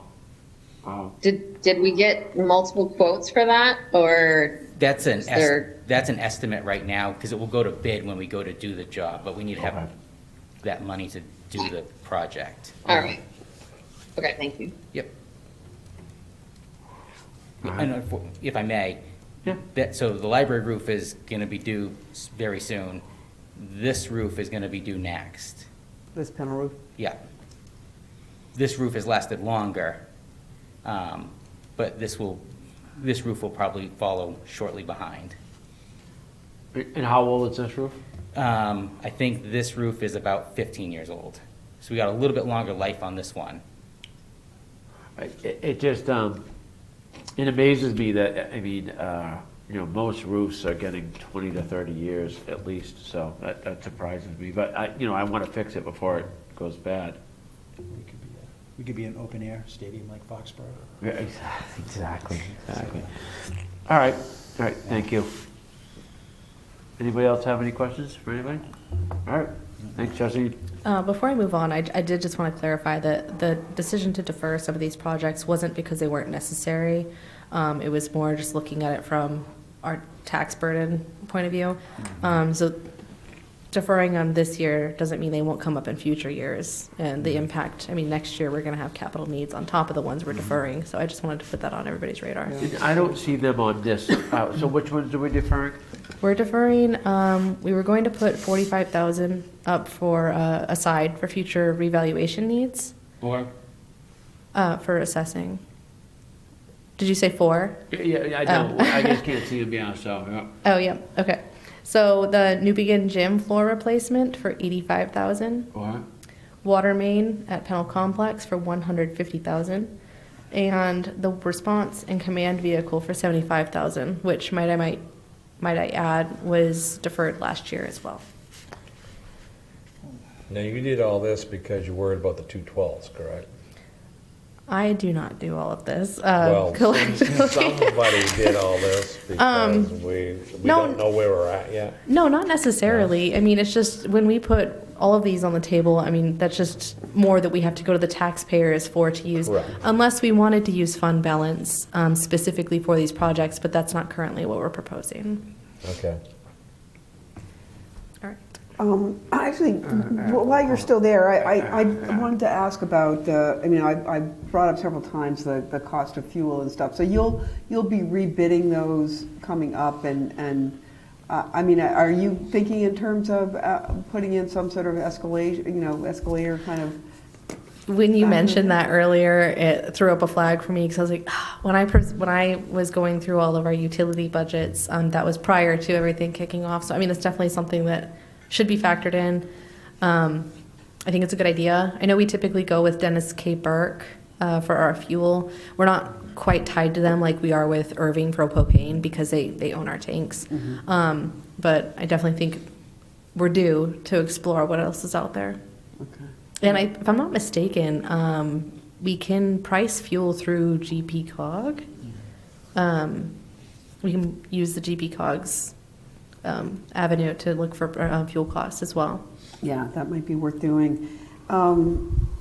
Could you just speak to the water main for the Pennell Complex? I mean, I'm sorry, that's probably a Mo question, but. It is. Yeah. What's that? So when we installed a new 2-inch water service for Manual Arts this fall, when the connection was made into the existing water main, it is not what the water district had on record for main construction. It's AC pipe, not ductile or cast iron. So it's rapidly reaching its end of life. And it's the stretch that comes in from Main Street and to the hydrant out here. Okay. So it'd have to be completely replaced. So, and that wasn't something that was part of that big, No, because like I said, it was what they have on record and what is actually in the ground are two different things.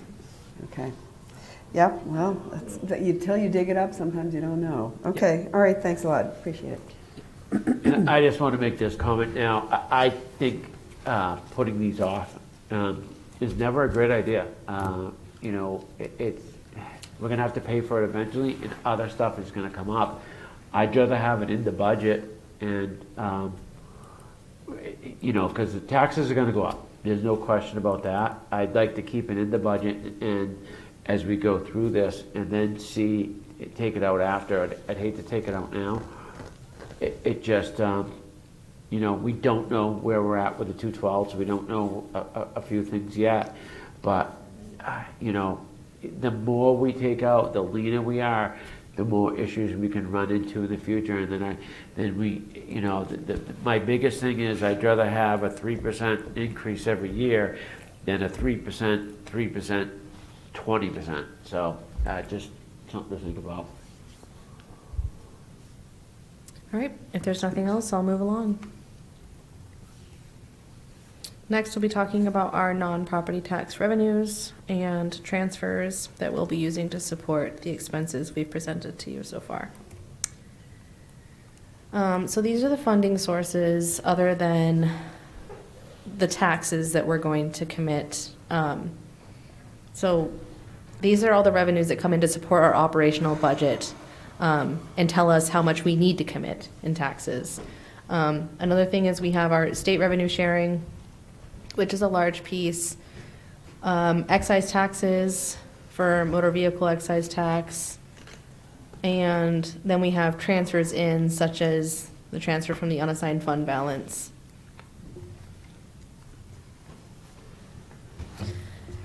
Here are the revenues we're proposing. I think these are conservative and realistic.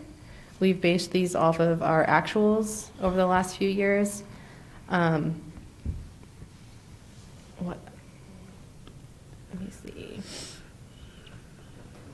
We've got our development fees down by 27%.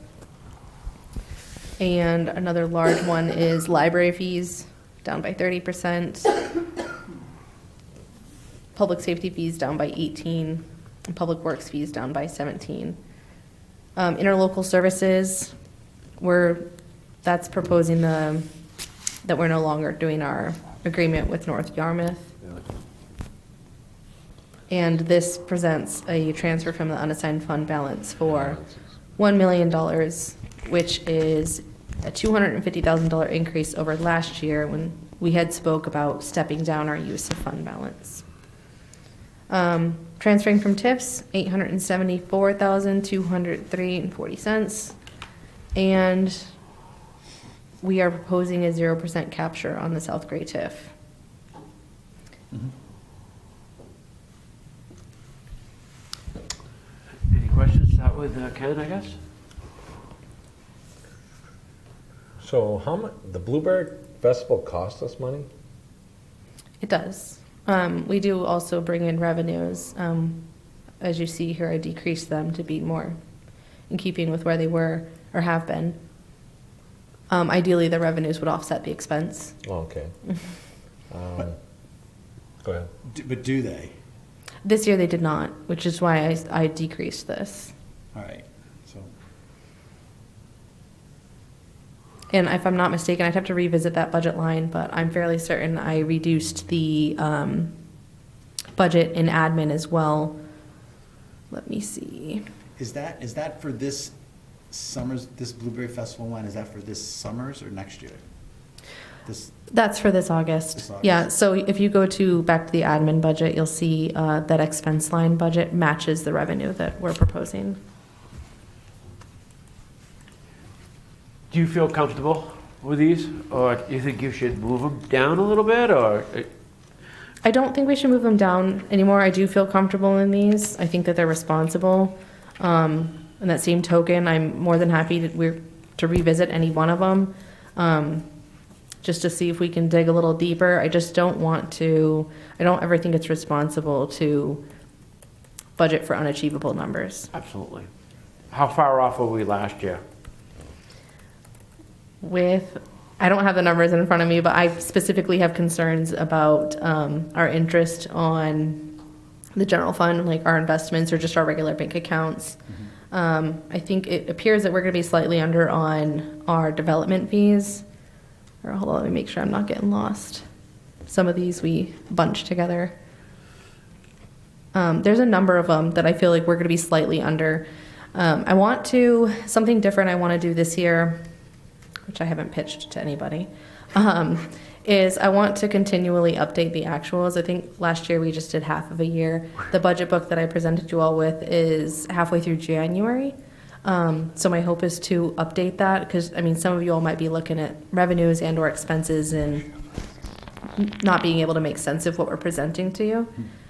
So I can do that, as well as just speak deeper to the revenues and which ones we specifically have concerns on. Ian, do you have any? Yeah, the municipal revenue sharing, my understanding is that they're not expecting that to go down. Are these numbers kind of what you've been hearing so far, or are they just estimates? No, this is straight from the state's website. Okay. Yeah, we check that regularly. Okay, that's great. And the development fees are going down because we're seeing less development?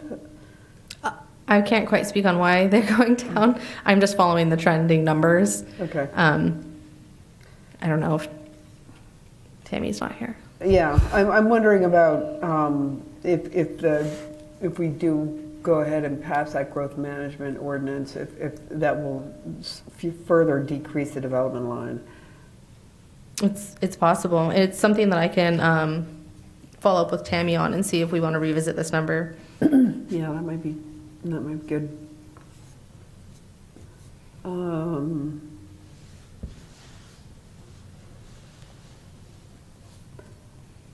The Blueberry Fest, I understand that there's been a decision made, but I'm not sure the council hasn't been consulted on this, but to not allow particular groups to come in, political groups or other community groups, in favor of more of vendors, to create more space for vendors. Was that a revenue decision, or is that some other kind of decision? I don't know. That's nothing that's been brought to my attention or that played a role in our decision to reduce that revenue line. It was not? No. Okay.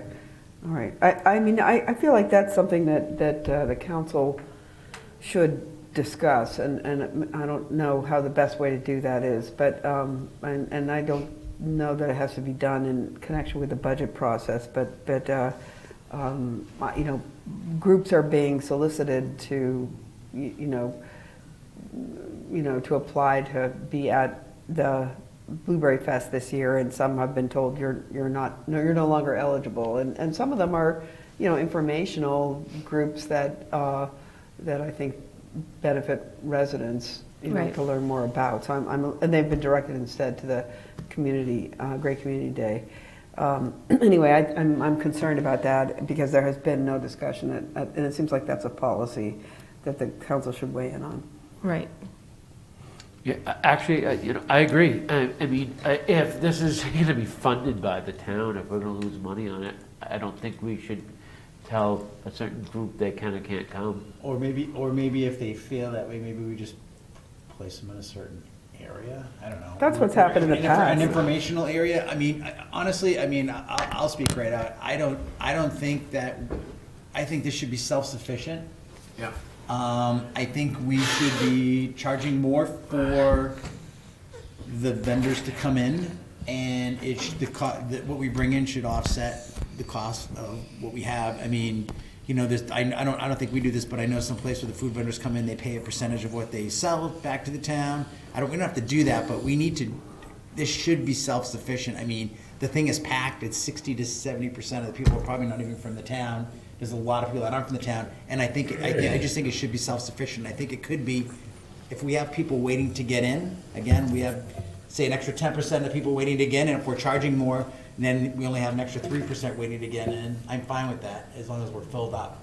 And I still think it's a great value. I mean, for what we charge, I just don't think we're charging enough to offset the cost. I just don't think that, I think that should be a zero. It's a great event, absolutely. It's a great event. Yeah, I mean, I'll be volunteering again this year. Yeah. All right, anybody else? What do you think, Ken? I have one more question. I see that you kept excise tax the same as last year. Do you actually think that's going to be that much? I do. Okay, that's my only question. Right. Moving forward to debt service, if there aren't any other questions. Charity, did you have anything? No, I don't. Okay, thank you.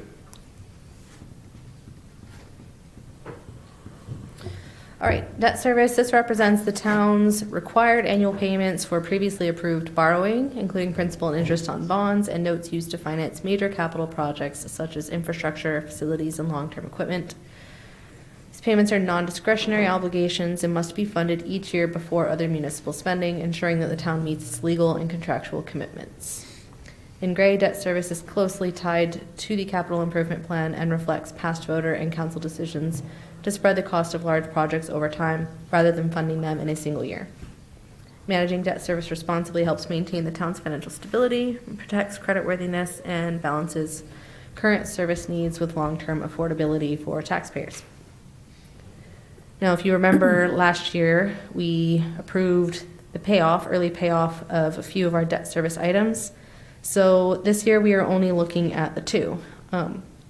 Last year we had the manual arts bond, which it's not quite the same as the two bonds we still have in front of us, which is the 2017 and the 2018 general obligation bond, for a grand total of $737,425, a decrease of $60,162 in comparison to last year's budget.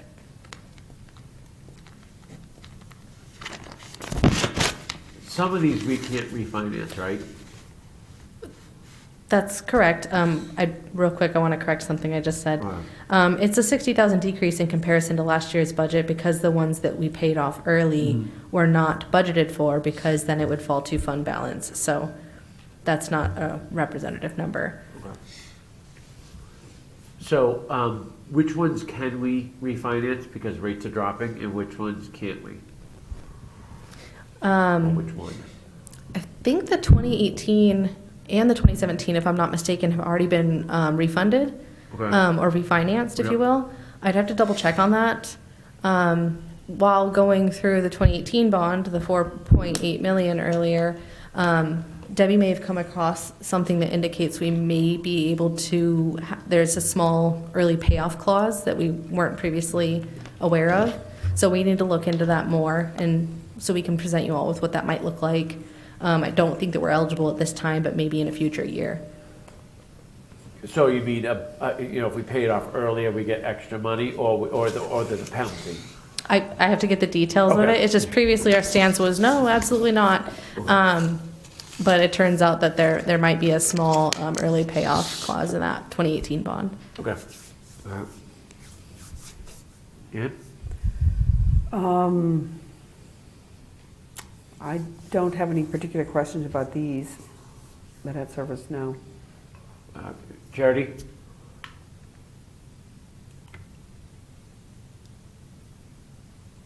We can't hear you. I don't have any questions at this time, thanks. Ready? No, I just need to look over this more. I like, when we put out new bonds, I wish we would print all this stuff up so people could see how much we have for bonds and things outstanding, so they realize that, everybody wants everything and we check it off, and then, 2 years later, another comes and we check it off, and all of a sudden, you look at all this money and all this interest that we're paying, and if we could figure a way to be responsible about it, you got money to buy your vehicles, your this and your that, so I would just like to make sure we're on top of it, and I will love to help you out with regards to the general fund interest. That's something I'm very interested in making sure that we're getting the best return possible on our money. Great. Okay. Yeah, I had this question when they did the audit, so I don't understand that lease purchases long-term debt. The lease purchase that we paid off. Yeah, so basically, we leased these vehicles for 3 years, right? And now they're paid off, like most truck. So and- the lease purchase is different from like the Nissan leases. That's where when we got this lease purchase, the bank quite literally just put all that money into our account. And then when the vehicles are ready, we take out, let's say, the $50,000 for the F-150, and we pay it. And then we make annual we make incremental payments back to the bank, Androscoggin in this case, to pay off that lease purchase. It's really similar to a loan, if you will. So it's basically a loan. It's not really a technical lease. Right. Yes, it's like a network lease. The last payment is $1, then you own it. versus, where the Nissans, for example, those are exactly what most people think of when they think of a vehicle lease. Okay. Completely So different from a when lease those purchase. leases are up, they're going back.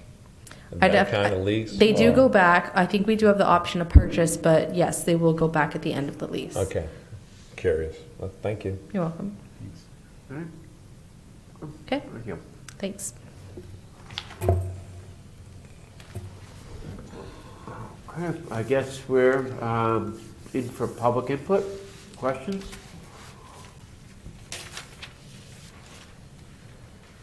Anybody online? No? All right.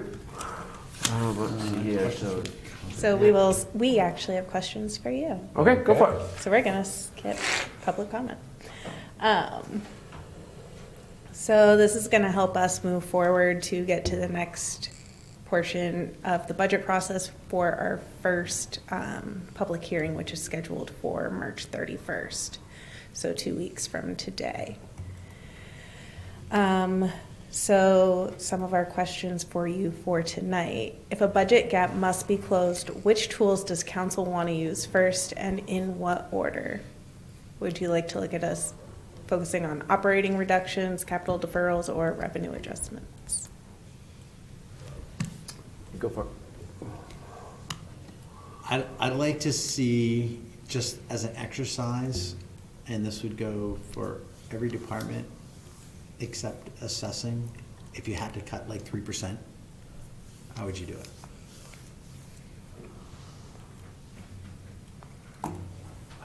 I do have a question. How much is the Cumberland County portion going up by? Does anybody know that? I think it's 5.3%. Give us 2 seconds, we'll answer that. Because, I just, personally, I think with paying attention this past year with the sheriffs going out of town, we're paying for everything. I think with the costs that have gone up, I don't see the need to pay for the sheriffs that we already pay for anyways, and that's about $500,000 savings. And I think that's an opportunity to cut it out, and, all the other towns around us do not pay for them.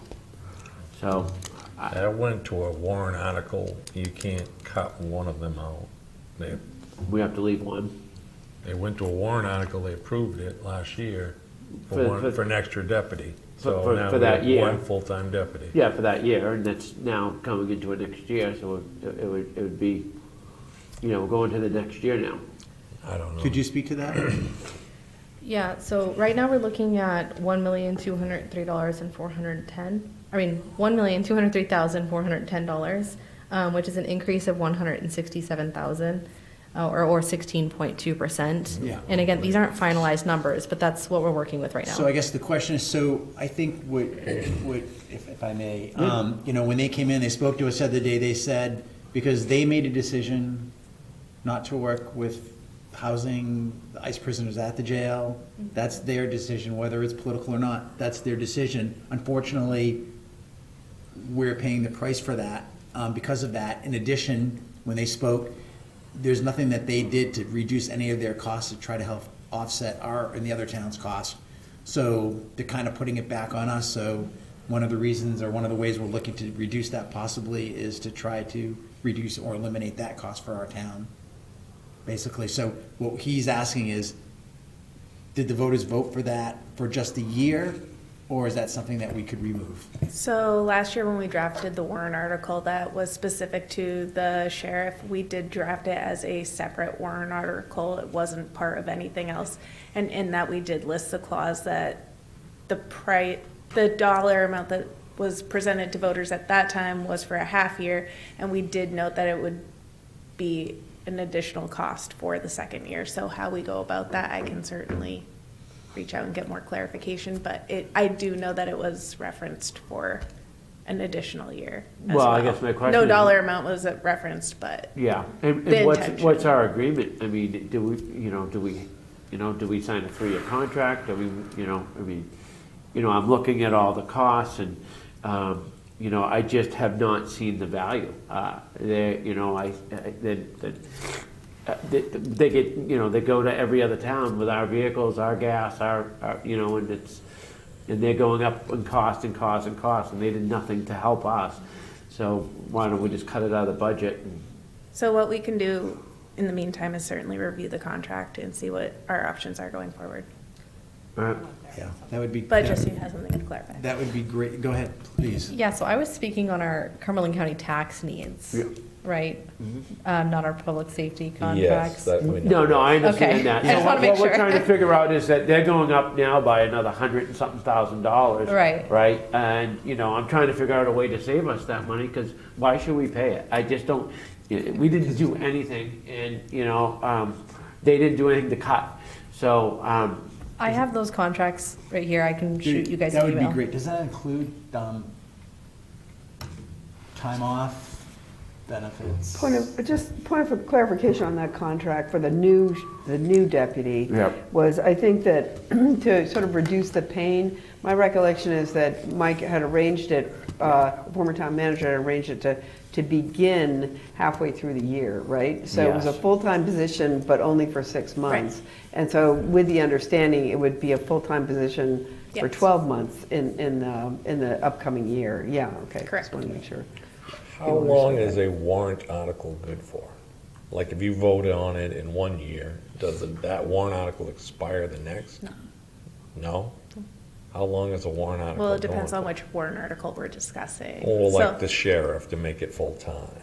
So that warrant, like I said, I'd have to follow up and see I don't Okay. know exactly how it was written off the top All of right, my head. that's fine. We'll worry But I about it do later. know that it referenced as a full-time position for a full year. I do know that it referenced that, so I don't know what. but it didn't say the Obligation. cost either. Yeah, I think it's a It was little, it's a little bit of, $111,000. it's a little bit of a smoke and mirrors when you put it out and you say it's People half a year, wanna here's the have- cost, and people say, oh, that's all it costs, and Yeah. then it's double. Yeah. So, yes, come on up, Yeah. please, because this is an important one, this is a big chunk of money.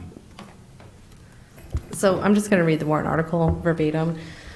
Shall the town vote to raise and appropriate an additional $111,000 for contract law enforcement services with the Cumberland County Sheriff's Office to increase dedicated patrol as recommended by the town council? It then goes on to break down how that $111,000 is salary, benefits, operational costs, so on and so forth. There is a note on here.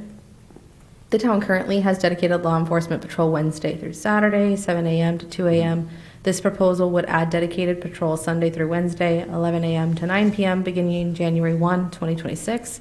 Should this be approved and continued as part of fiscal year ending 2027 budget, the estimated annual cost is approximately $131,018, with added capital costs needed in 5 years. So this reads to me that if in this budget cycle we decided we wanted to reduce our law enforcement, then we could do so. And Yeah. we wouldn't need to separate it out into a separate article as we did last year. We just did that to put it in the voters' hands. Yeah, that's Exactly. right. So it ends up the 27th. Yeah, So exactly. I'm confused, because I'm looking at a spreadsheet, and the costs that I see for that are way more than that. Well, that was just for that one. Yeah, that's what I'm saying. That's just, yes, you know, and so It's if we. costing $500,000. It's a half a Yeah, it's million $500,000. Yeah, and that's doesn't include, like Ann keeps referencing gas. I mean, gas is gonna go up. We're gonna have to pay for that, you know. And we also don't know, and I haven't seen that in here, we haven't been given those numbers yet. He also said that they just renegotiated a contract with the sheriff's department. Have we gotten those numbers yet with how much that's going up by? Not that I'm aware, but we could Yeah, certainly so- review it yeah, and get so, I back to mean, you. That number. Well, we're getting away from their question. Okay, yeah, sorry, but I just wanted to bring it up. Because it's part of the budget direction. I mean, where do you want to go? Where do you want to save money? Yeah. And that's where I want to go. And I know we just threw that at you, Britt, so we understand, but it's a big number. Okay. Did Ann or Charity have other input on that? On the sheriff's? No. Let's get back. On the whole list. If the budget On gap. on the question, I'm sorry, go ahead, Charity. I would say in what order, my thoughts on that would be looking at operating reductions first, then the potential, leaving it in the order that it is Okay, on your notes. thank you. Um,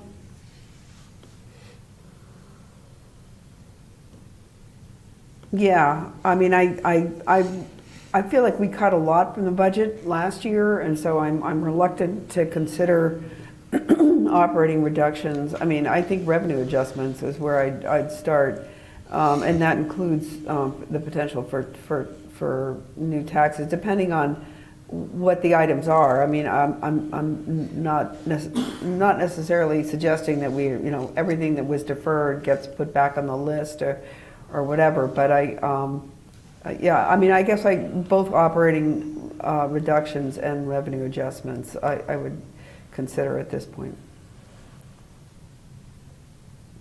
Okay. So next question we have for you is, when making the FY27 capital trade-offs, which factor should take precedence? Sorry, say that again?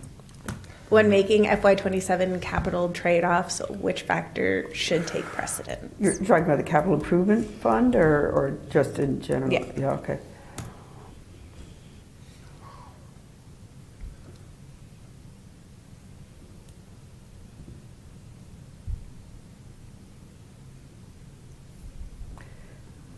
I mean, I think for me, you sort of have them in the right order here. Safety risk, if it's a clear safety risk, we're going to get hit with a huge insurance claim or whatever. Obviously we need to address that. I mean, asset preservation is important to do. Compliance depends on what the compliance with. I mean, I know there are standards that each kind of industry or area sets and as sort of guidelines, but those, depending on the situation, there may be some wiggle room on. So, I mean, obviously we don't want to spend money just to spend money, but so cost avoidance is definitely a thing as well. But I feel like in this town, in the past especially, we've been more focused on cost avoidance in the short term and have shortchanged taxpayers in the long term because we haven't put money aside in the capital improvement fund. We haven't dealt with issues that became just more expensive to fix. So, I mean, there really is a balance there.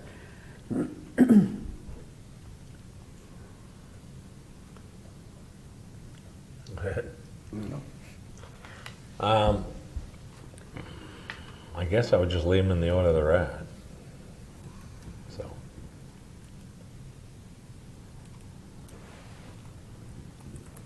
I'd actually like to hear, as we go through this, the impact from you folks on what you think is the best thing to do based off of the different things. If we had to do things, like you guys could do some stack ranking on what you thought, because you're the ones. So that I would actually defer that to our colleagues who have capital improvement projects. Yeah, so I'm just saying, you don't have to do it today, but I'm just saying, I would, you're the people that are living, they're the people that are living it every day. So I would like to, as this goes, you guys work together and kind of stack rank things on your own a little bit, to see what you think is the most important thing.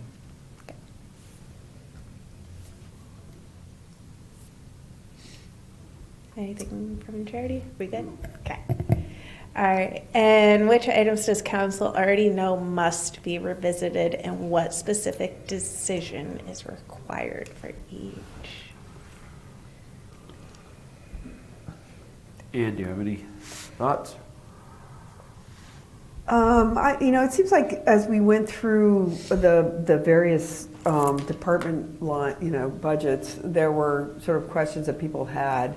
I mean, I don't know what the best way is. I think in the past what we've done is just gone back through each department's budget and sort of argued over particular lines and made adjustments. And I think it probably makes more sense, if the council were, the council as a whole directed the staff to reduce the operating budget by 3%, like what would that look like? I think I guess my preference, I'm sort of babbling here, but I guess my preference is that if there were to be a reduction in operating costs, that the staff identify where those cuts should come from as opposed to the council. I guess I would throw that out. It seems like we want to take another look at, one of the things that has to be revisited is the finalizing decision about the acquisition of the pumper truck. We're all in agreement that the new truck has to be purchased. And just making sure that, we're going to be okay with the 212's balance there. And just making sure that we're not going to need to borrow against it in order to get to the right place. So that's one big item. It sounds like the sheriff's, contract might be another area for negotiation for helping to reduce the budget somewhat. I mean, I think we've already bought the vehicle, right? And all the equipment that goes with that person. So our capital expenditures are already out there. So it's not like it's nothing to have a full-time deputy for 12 months, but I don't know how much savings there would be to, say half-time for 12 months or something like that. So that would be the other big one at the top of my head. Charity? The sheriff's one was a big one for me. But my sentiments is very similar to Ann's. Ken? I think we're falling behind on how much money we're having to replace all these vehicles coming up. So it seems like the vehicles coming up are giant on how much their ambulances have. 540,000, another ambulance 486,000. Replacing truck 45, $759,000. We got a lot of huge purchases coming up, and I think we're falling behind on that. Yeah, we're not putting money into the CIP for those. Right. Yeah, right, yeah, good point. So I think that we're really getting behind on, and that's something we need to look at. Yeah. Yeah, I'm in agreement. I think that's my biggest concern, that we're not planning for the future. And Correct. we need to make sure we are, because if we don't do it now, we're gonna have huge hits or we're gonna have issues. And, I wanna cut out stuff that we don't need and start planning for stuff that we're gonna need. That's, Can't have it all, yeah. yeah. I'm going through 2,000 lines of stuff, so I need a little bit of time to go through it and figure it out. I already found us a $50,000 savings. That's going to affect nobody, so that's good. And I'm just going to go through it and probably look for some feedback, spend some time with Justine, and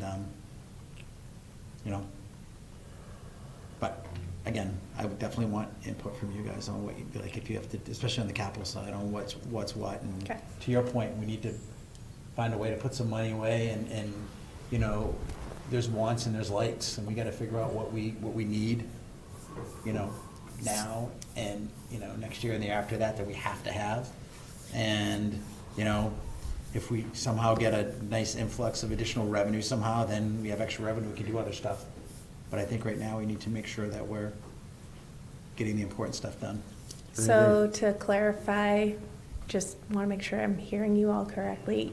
You're asking us to revisit putting everything back in the CIP and not defer everything, those four items, or do you want to keep those four? Just put a, kind of like what we did with like you did with the paving.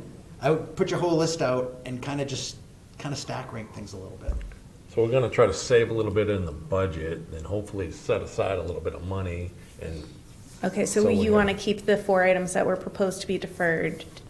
Correct, Okay. for now, yeah. For now. Look and see how much we save, if we get, and if I get my way and I get rid of the sheriffs and we've got an extra $500,000 and, Yeah. now we can do everything we want to do, so it's, we've got to look at it all though. And that helps us get our vehicle, things like that. Yeah, absolutely, absolutely. All right, any more input for this? No? Charity? No. Okay, all right. You're not off Thank the you. hook yet. All right, so I believe we've already talked about this. So some specific budget items the council wants revisited or further evaluated before the public hearing.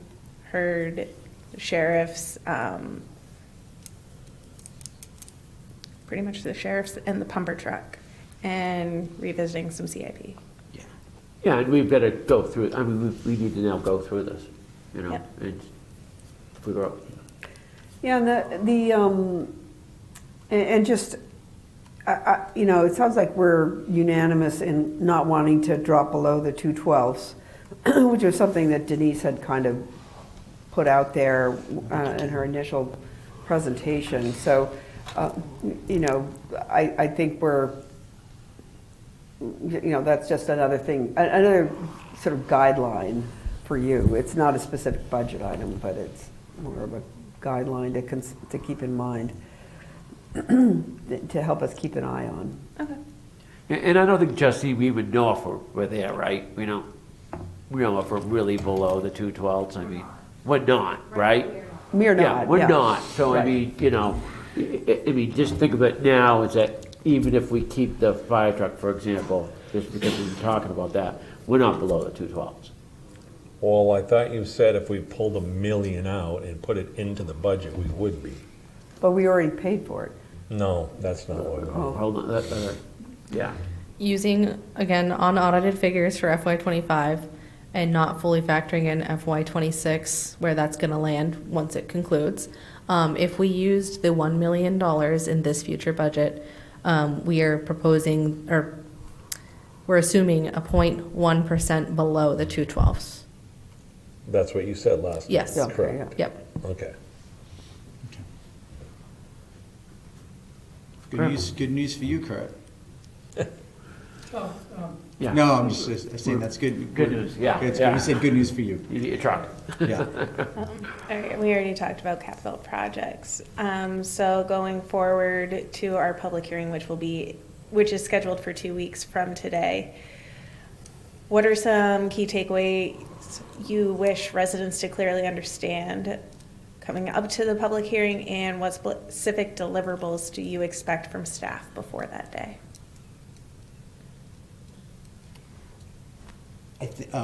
Obviously, I think, to his point, I think we want to find out about the sheriff thing. Would love for you to do the exercise on the 3%. Again, we can stack rank, kind of like what you did with the roads, in the theory of what we're going to do. And then, I just think the reality is, we may need to make some somewhat tough decisions on, you know, what we need versus what we want. And just, I think, you know, I'd love to get input from the town on people on that as well. But I just, you know, I guess the long term is we're trying to do right by people. And like you said, we're trying to find a way to put some money away for, I won't say a rainy day, but what we know is coming up, to try to get ahead of things. And I think that would be a great habit to do. And then, and I'd love to hear you know, when people come up to speak, it's great, you know, if they have something that they're griping about, that's fine. But I'd love to hear their ideas. I'd love to hear their thoughts. I mean, I have some ideas on some stuff I'd like to do with the employees next year. Like, I would like to say, hey, and I'm just speaking for me. Hey, you show us a way that we can save money and do the same thing. And if we save X amount, you're gonna get some type of commission or some type of spiff off that. So if I said, you know, if I said, all right, you saved us 50 grand, we'll give you 5% the first year, we save that money, you get $2,500. Like, I want to find a way that the people that are here can think about ways to save money and benefit the town, because you folks are walking it every day. So I'd like to get you more involved and creatively think more, and you'll get something out of it, and then the town will get something out of it in the long run, and everybody wins. So I'm trying to think of some other ways like that to get more people involved as well. Well, I hate to say this, but we can't keep cutting our budget down and have the school budget keep increasing their budget. So we're up here trying to save money and just can't keep working this way every single year. That's just not gonna happen. It can't happen. So I guess that's what I want the public to know, that it can't go year and year without us cutting our budget down to offset them increasing their budget. So sooner or later, something's gotta give. We're the tail wagging the dog, right?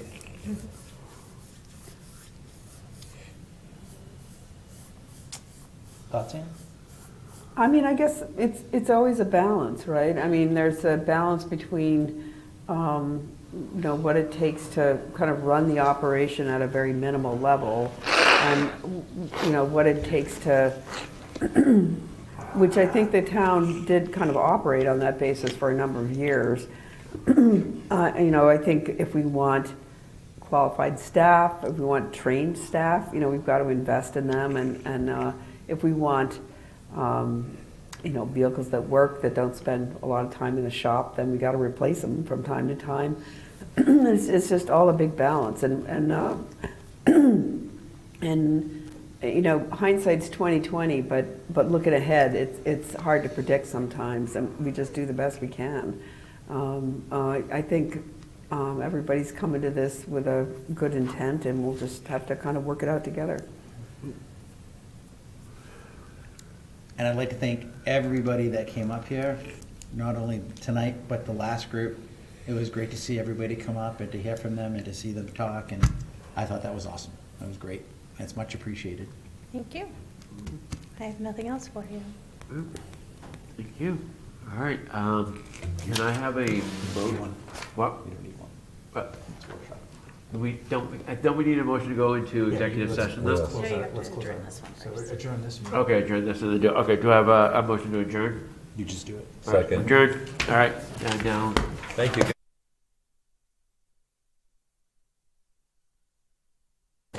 So I have a motion. Second. Second. all in favor? You did.